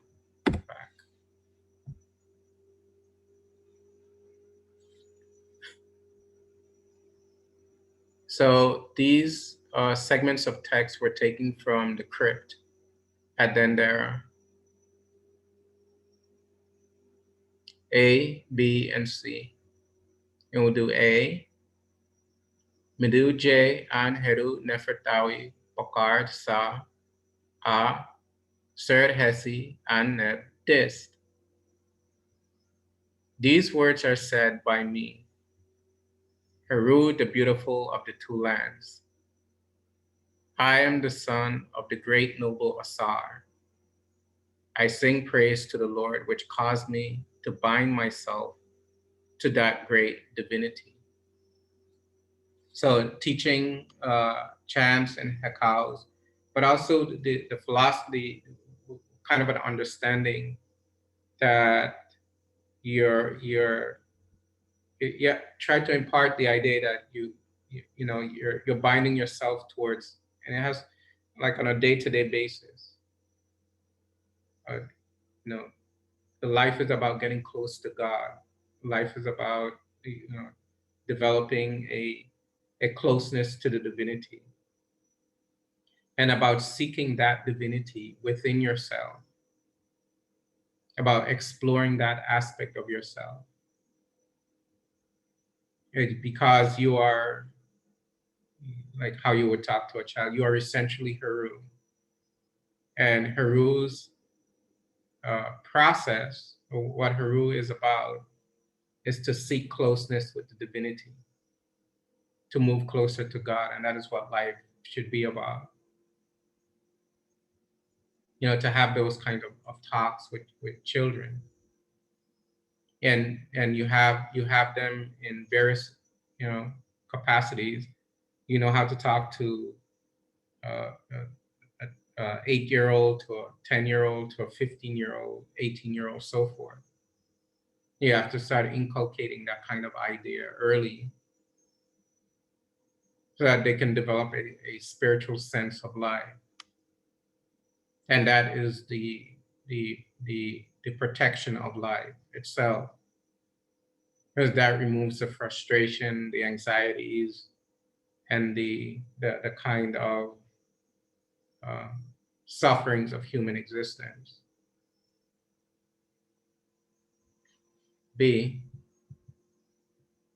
Meruje an Heru Pakar Ahi Word Sahet Heru FS Heru Pakar Sheps Uben and Nubed. These words are said by Ahi Heru Pakar, who demonstrates and shakes the Sistra to stimulate the spiritual sensitivity of the mind and attract the golden goddess. I am son of Hetheru and Heru. She is Heru Pakar, the goddess who is the effulgent divinity of gold. So Ahi is a form of Heru. See him here. This is his emblem. Ahi. And here he is in his, you know, full form. And Ahi is the aspect of Heru that offers and works the Sistra. And so he's a form of Heru Pakar, who is the child of Asaranaset. He's a Heru the younger. And Pakard's, Ahi's principal strategy is the shaking of the Sistra. And what that means is that that's metaphorical language stating the awakening spiritual sensitivity of the mind. And it is saying that Heru Pakard is actually a manifestation of Het Heru. So the goddess of the child is Het Heru, because she is the golden light that brings forth the spirit in the world, the dynamism of spirit in time. And so the child is actually a spirit being. And so the playing of the Sistra and the movement of the mind towards the goddess in a practical sense, with prostrations, with prayers, with chanting, and with feeling. Again, having that talk, being able to openly speak, you know, spiritual matters in a way that the other person can understand. C. Now C is this text here in front of Het Heru and Pakard and Ahi Pakard. But the person who is making the statement is Ahi Pakard and not Het Heru.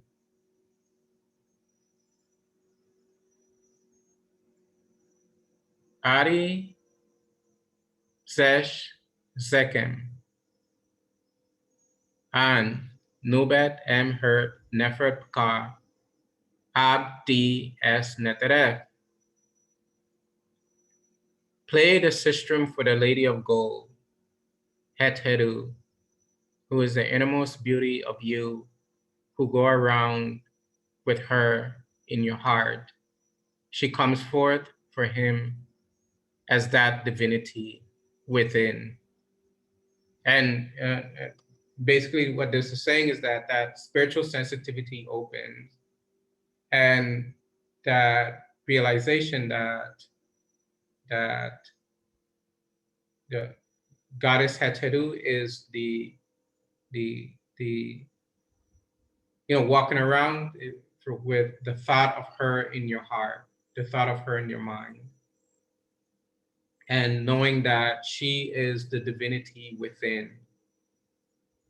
So that divinity, that golden effulgent divinity, lives within you. And if you go around and about life, you go up to the road to meet your friends, or you go to school, go to the court to play basketball, any and everywhere you go, with that understanding that Heteru is right there within you, that is your power, that is your protection, that is your divine light. And the term to go around is here, this like curved line, curved glyph with the feet, Pekar, P-E-C-H-A-R. Pekar means to go around about. So it means to go throughout life, to go to school, go to your friend's house, hang out over there, visit a family member, wherever you're going, round and about, knowing that Heteru is right there with you, within you. That a trying situation arises, Heteru is right there within you. She's the protection, she's the power. And you cannot be, again, you cannot be destroyed in any way. Her power is with you at all times. You go to the beach, she's there. You go on a trip with your sports team, she's there. You have to open your mind and the spiritual sensitivity of your mind to put her in your heart. Again, that's the kind of talk to have with your children, and that strengthens them in a way that the intellect cannot, that somebody just saying be strong cannot.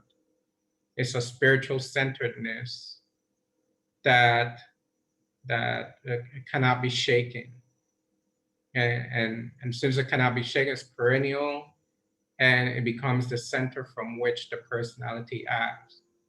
And that as a parent passing that on, you're passing on the idea and the movement towards immortality.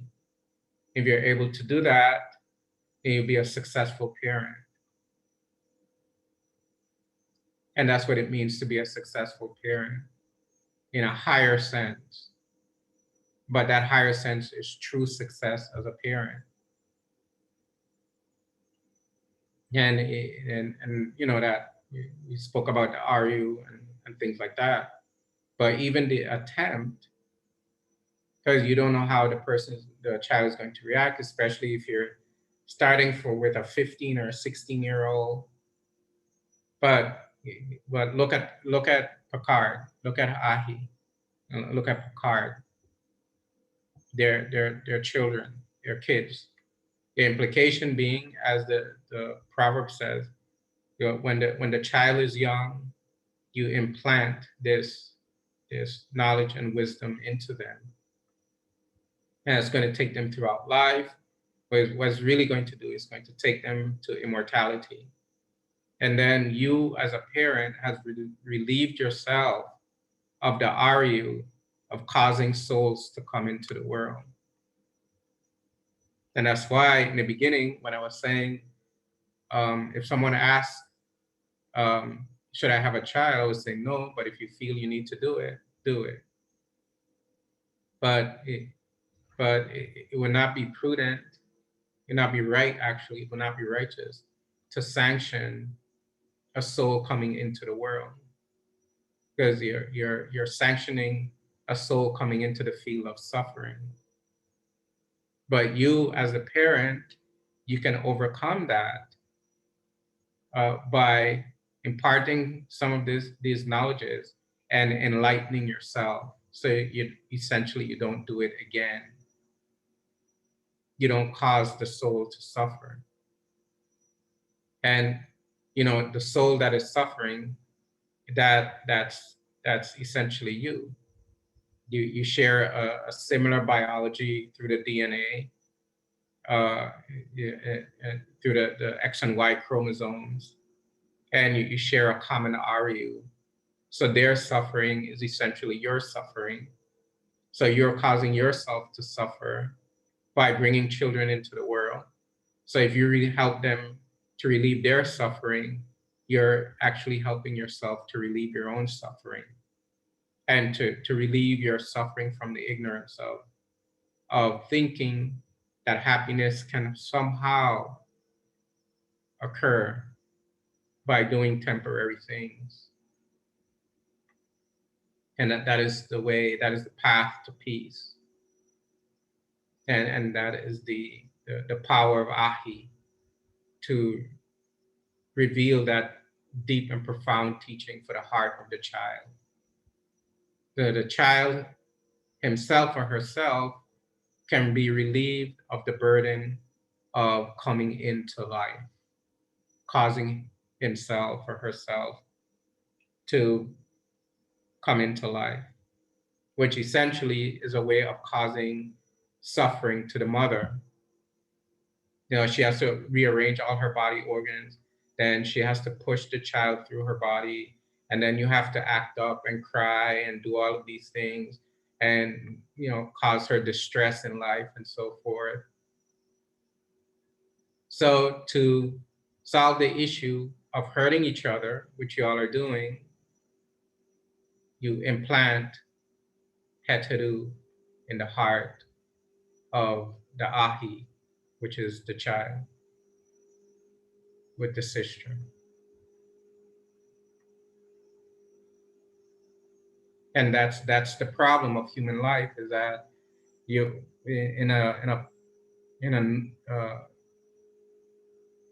say in a normal situation where people aren't thinking about these things, human life is about giving and receiving pain. And it sounds morbid, but it's not meant to be morbid. It's meant to be a descriptor, or it's a descriptive analysis of how life is. And so that's all life is about, giving and receiving pain, actually. But if the child is brought close to Heteru in the heart, and the child basically sees himself as Haru, then you can work from that center and know that you're actually in a battle against the ego. And so the ego is the culprit that you have to tame. Okay? So that will be it for this evening. Hetet. Are there any questions or comments before we sign off?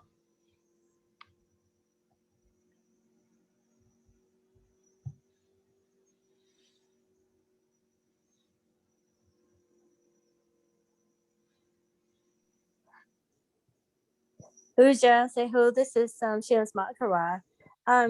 It's not really a comment, I guess it's just a realization. At the beginning of the slide, I think it's on the screen now, showing the mother squatting on the birthing stool. And I just wonder why, or who thought it was a great idea to have women give birth lying on their backs. And, we were talking about, you mentioned about C-sections earlier, and I was speaking to a young lady the other day. She's had her third child, and she just had a C-section, and she just, said it nonchalantly, like it was, something that we just do. I didn't go into any questions as to why she had a C-section, because that's personal. But anyway, I just an observation, I guess. Do I? Right. And so you don't know what time in history you're going to be born into. So you might be a woman and you're born into this time, and having children in this time where things are done a little differently. And so you're subjected to, and that's what I was explaining earlier, that this whole process is a process of giving and receiving pain. And you don't know how the RU is going to formulate it. And the RU might mark that you get a C-section. But if you didn't have the child, you wouldn't need a C-section.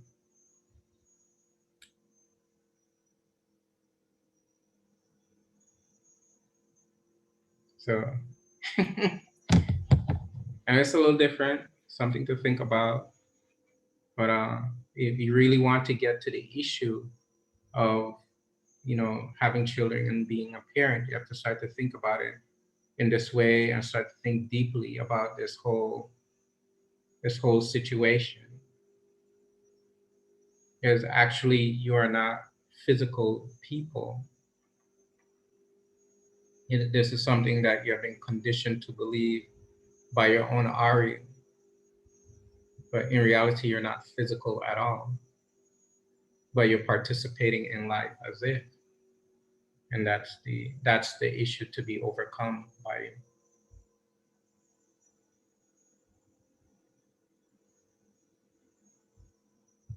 you.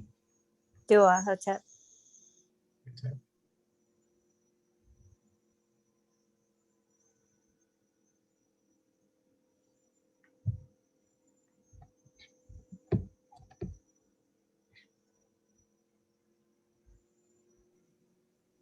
Sarma says, Dua Sehu Nefer Hetep. Dua Master, thank you so much. Hetep.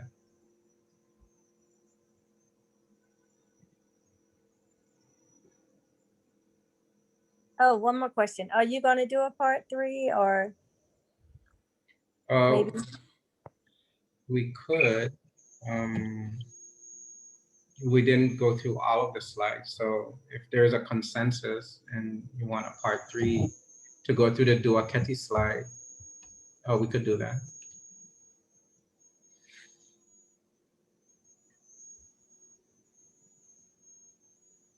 I have a question. Yes. Is this Vinay? Yes. Mm-hmm.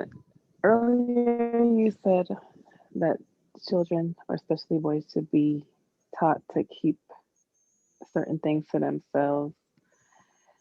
Now, how do they learn to analyze what or process what it is that they're keeping to themselves on this level, depending on their age, in order to understand what that means for them versus verbalizing it?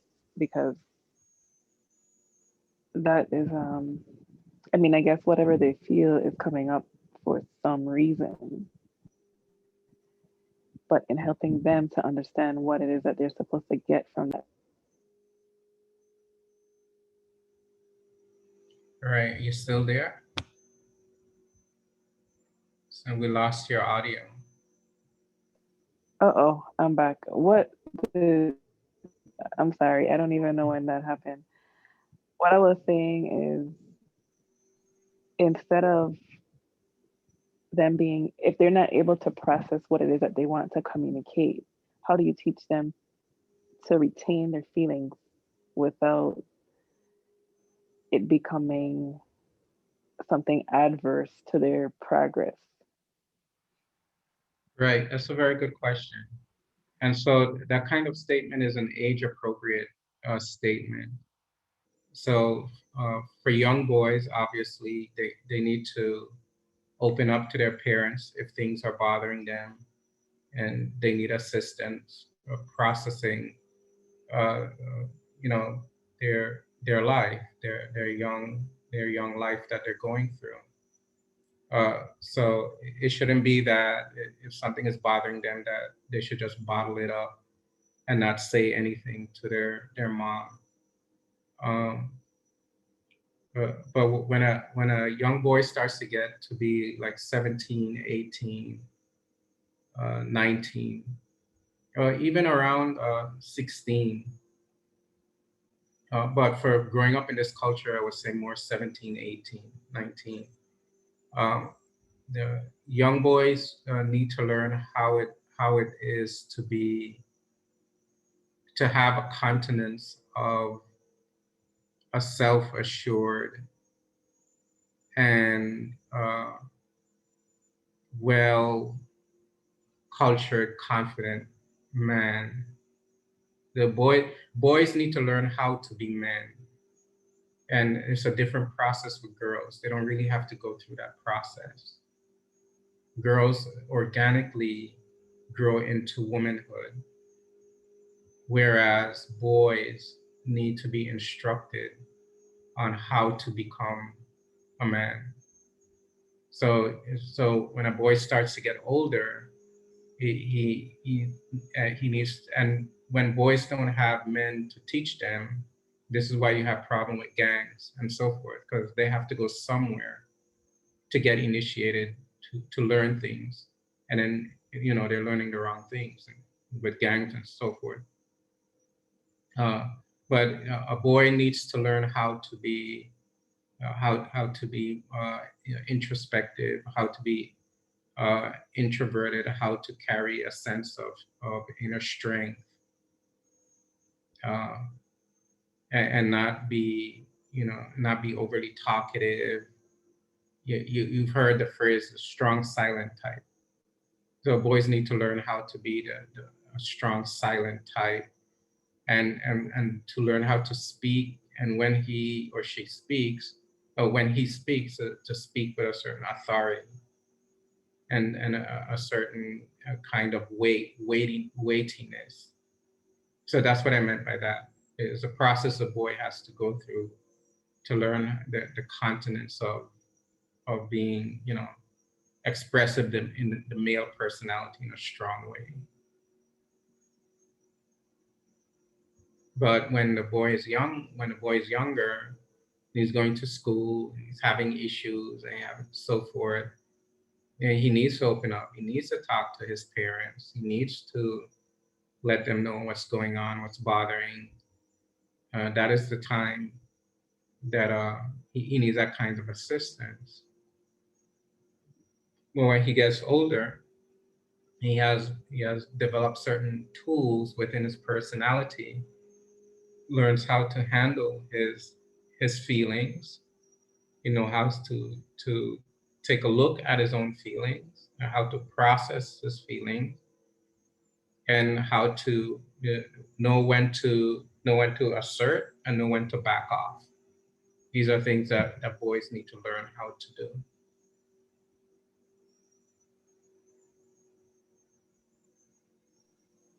Dua. Mhm.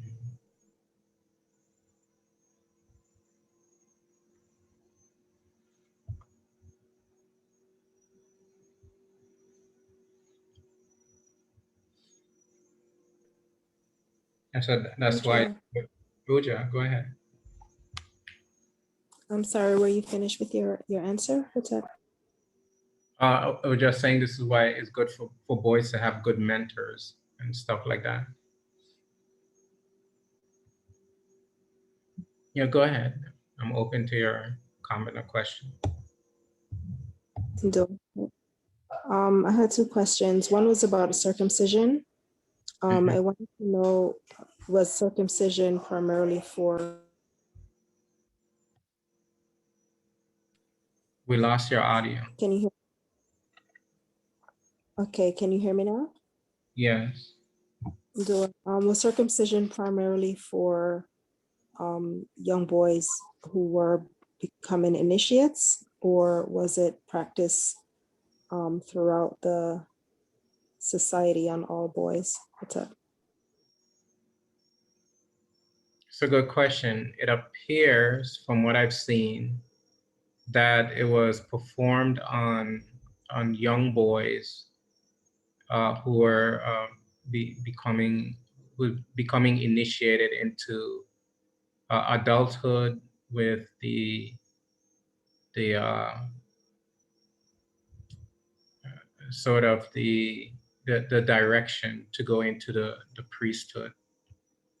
So it seems like it was mostly for all boys, but specifically for boys who were making their way into the priesthood.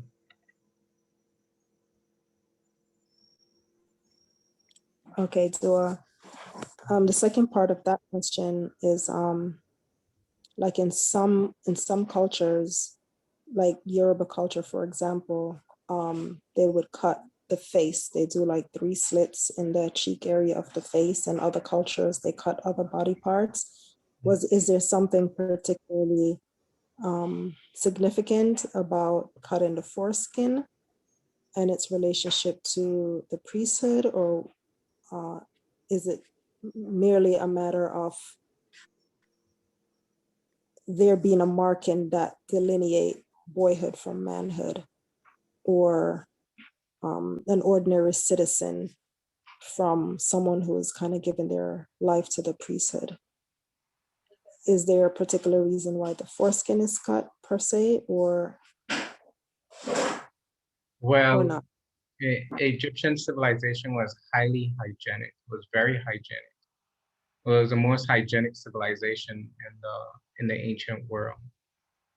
So it was done for cleanliness. It was done for hygiene. It was done for health, health of the body, and it was seen as a kind of there is a delineation, there is a demarcation, there is a kind of okay, now this has happened, so now this, you're moving into a different phase of life, and it seems to have come over from the migration, and where in the smaller groups before the migration, they were doing it more as a rite of passage into the adult level. And then in Kemet in Egypt is used as that demarcation and the entrance into the priesthood, part of the ritual. I haven't seen a full ritual where that is spoken about, but you can make it's being alluded to by the way how the text has been written. It's being alluded to that this is a process that the boys have to go through to enter into the priesthood.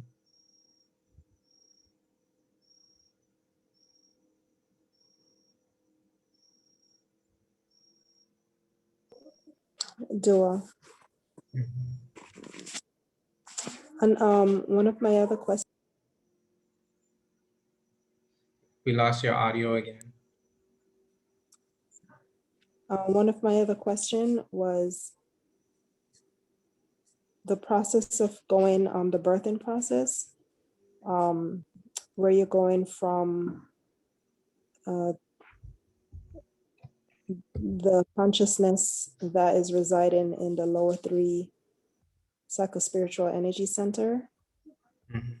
that is now being implanted into the womb of the mother during intercourse.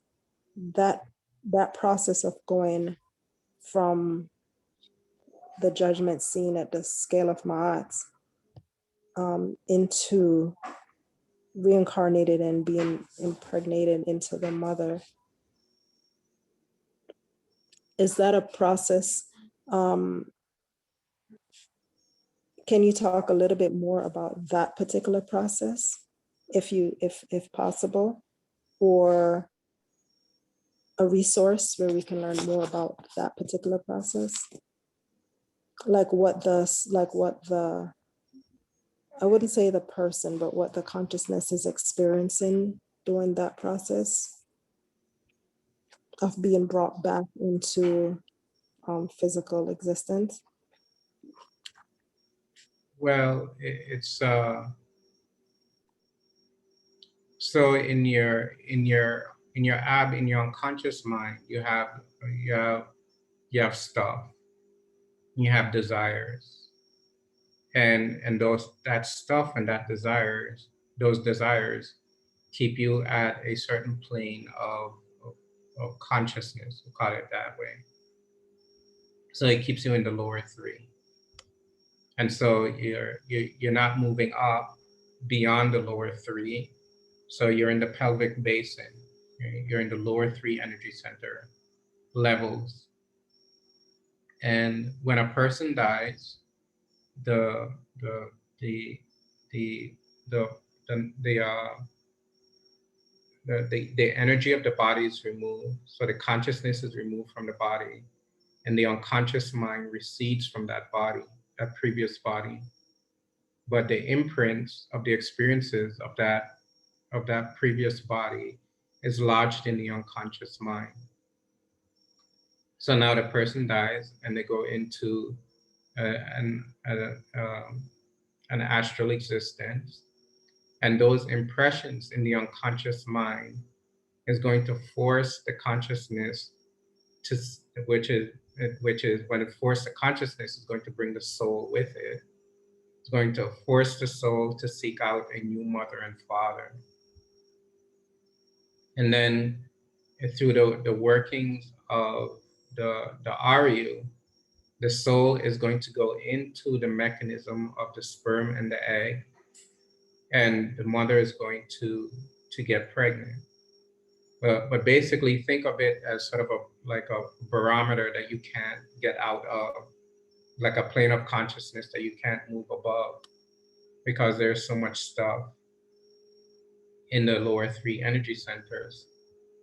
So you're at a lower plane of consciousness where all that you can do because of the Aryu, the type of Aryu that's lodged in the unconscious, is create a new birth. So the consciousness has to go into a new mother and father. It has to find where people are having sex. And if you think about it, that's what the person is doing anyway in their physical life. If they're within the lower three, they are attracted to sex and sexuality and people kissing and touching each other, and they're attracted to their own sex and sexuality and touching and kissing people and so forth. And so they're attracted to that. The mind is attracted to that. And because of the desires in the unconscious, those desires needs to be fulfilled with something. They needs a body to fulfill those desires.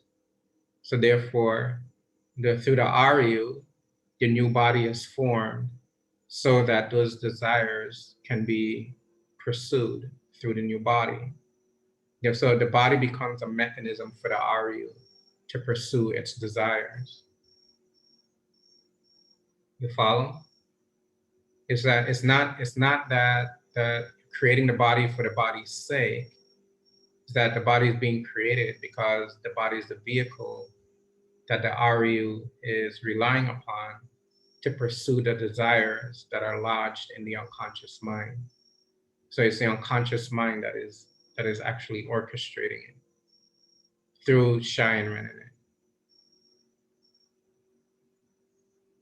So when the consciousness separates from the body, because of the Aryu and the lower plane of consciousness that it is existing in, when its life in the astral plane is exhausted, it's going to go seeking, it's going to go searching, because it has desires that it needs to fulfill or try to fulfill. And the only way it can try to fulfill those is by attaching itself to another body. And so it needs a mechanism. And to generate that mechanism, it has to find a mother and a father who is in line with the karmic basis of that personality, of that Aryu, so that they can construct a new vehicle in alignment with that karmic basis of that Aryu to fulfill the desires that is lodged in that Aryu.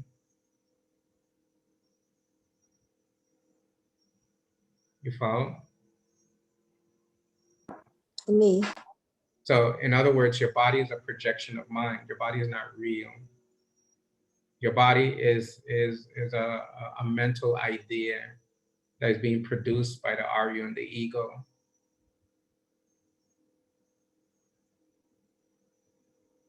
So that you can, so that that personality, that Aryu, can try to fulfill those desires that is lodged in the unconscious. So it's all mental activity. It's a phenomenon that's being created by the mind.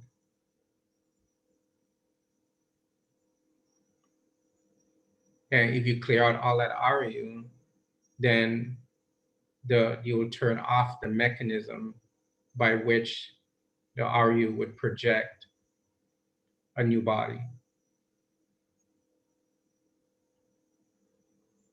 But to project a new body to be on a physical plane, you have to go through this elaborate process because of the type of plane that the physical plane is and the type of desires that you're trying to fulfill.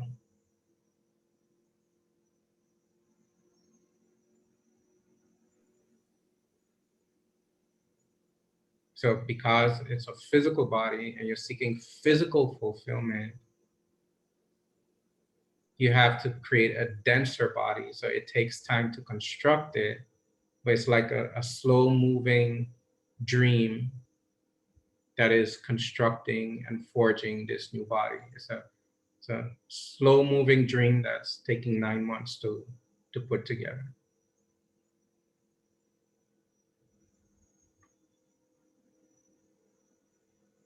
So nothing physiologically, you can look at it and say, oh, this is happening, that's happening, or now the baby heart is beating.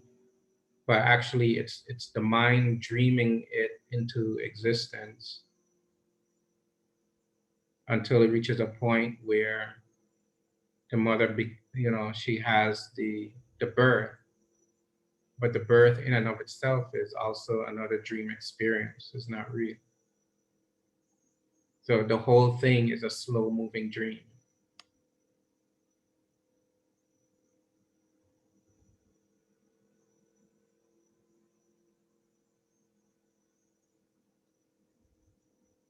Okay, anything else? Anybody else? Who just say who? So well, I don't know if time and space or wherever, but so the body, at the time of death, the body disintegrates or is gone. The mind continues. Is that the soul is eternal? What is the mind concept as it relates to eternity, as you think of the soul and the body? Could you explain that, please? Well, at that level, the mind doesn't have a concept of eternity. And that's why it's creating a new body. It has a concept of physical life, being a man, being a woman, doing certain things. It doesn't have a vision of eternity. And that's why that's why it's going through this elaborate, complicated process to create a new physical body. Because that's all it can conceive of. So in other words, the mind is deluded. It's diluted, but it's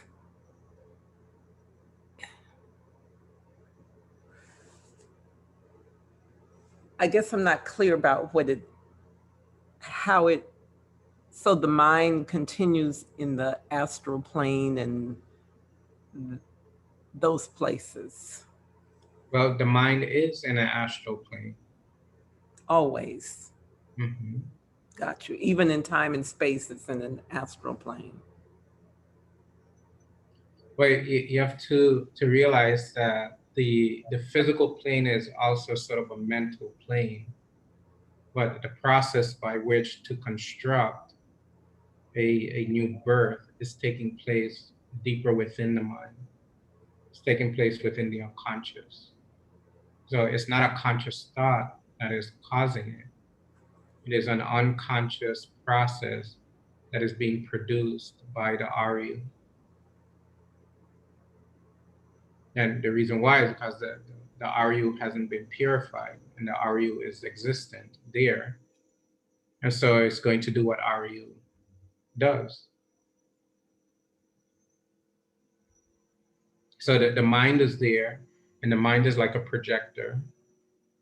And because of the desires, you're going to project and try to create what the desires are trying to formulate or trying to achieve. So it's all a mental process that's taking place. And the soul is there, but the soul cannot be released from the mind because the mind is deluded. So the soul is there in a higher plane, but it's tied to this deluded mind. And so the soul cannot be released. So another body is created and the soul remains there. So the body falls away, but the soul transmigrates to a new body. Tua.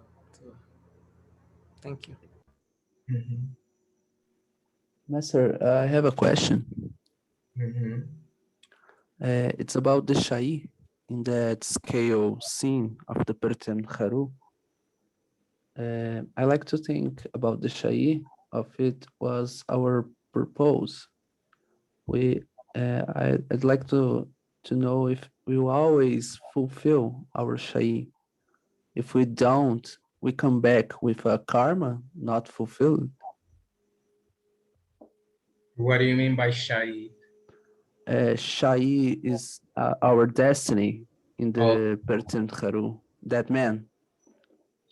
Yes. So your destiny, if your destiny is predicated, your destiny is based on your actions that you have performed.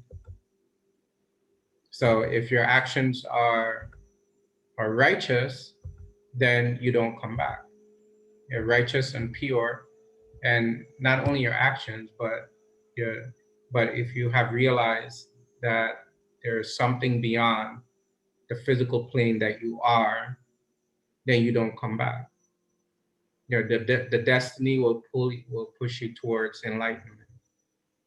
But if the actions are impure and unrighteous, the destiny will push you towards physical new birth. Understand. You understand? Yeah, thank you. Mhm.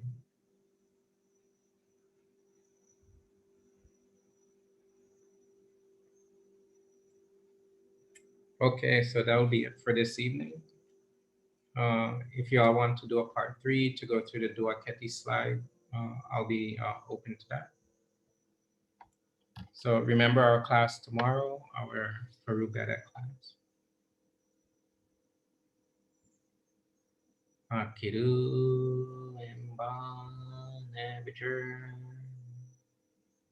Omamun Rapatan Duara Sara Set Hedu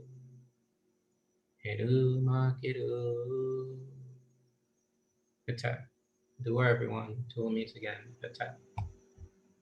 So I accept, Master.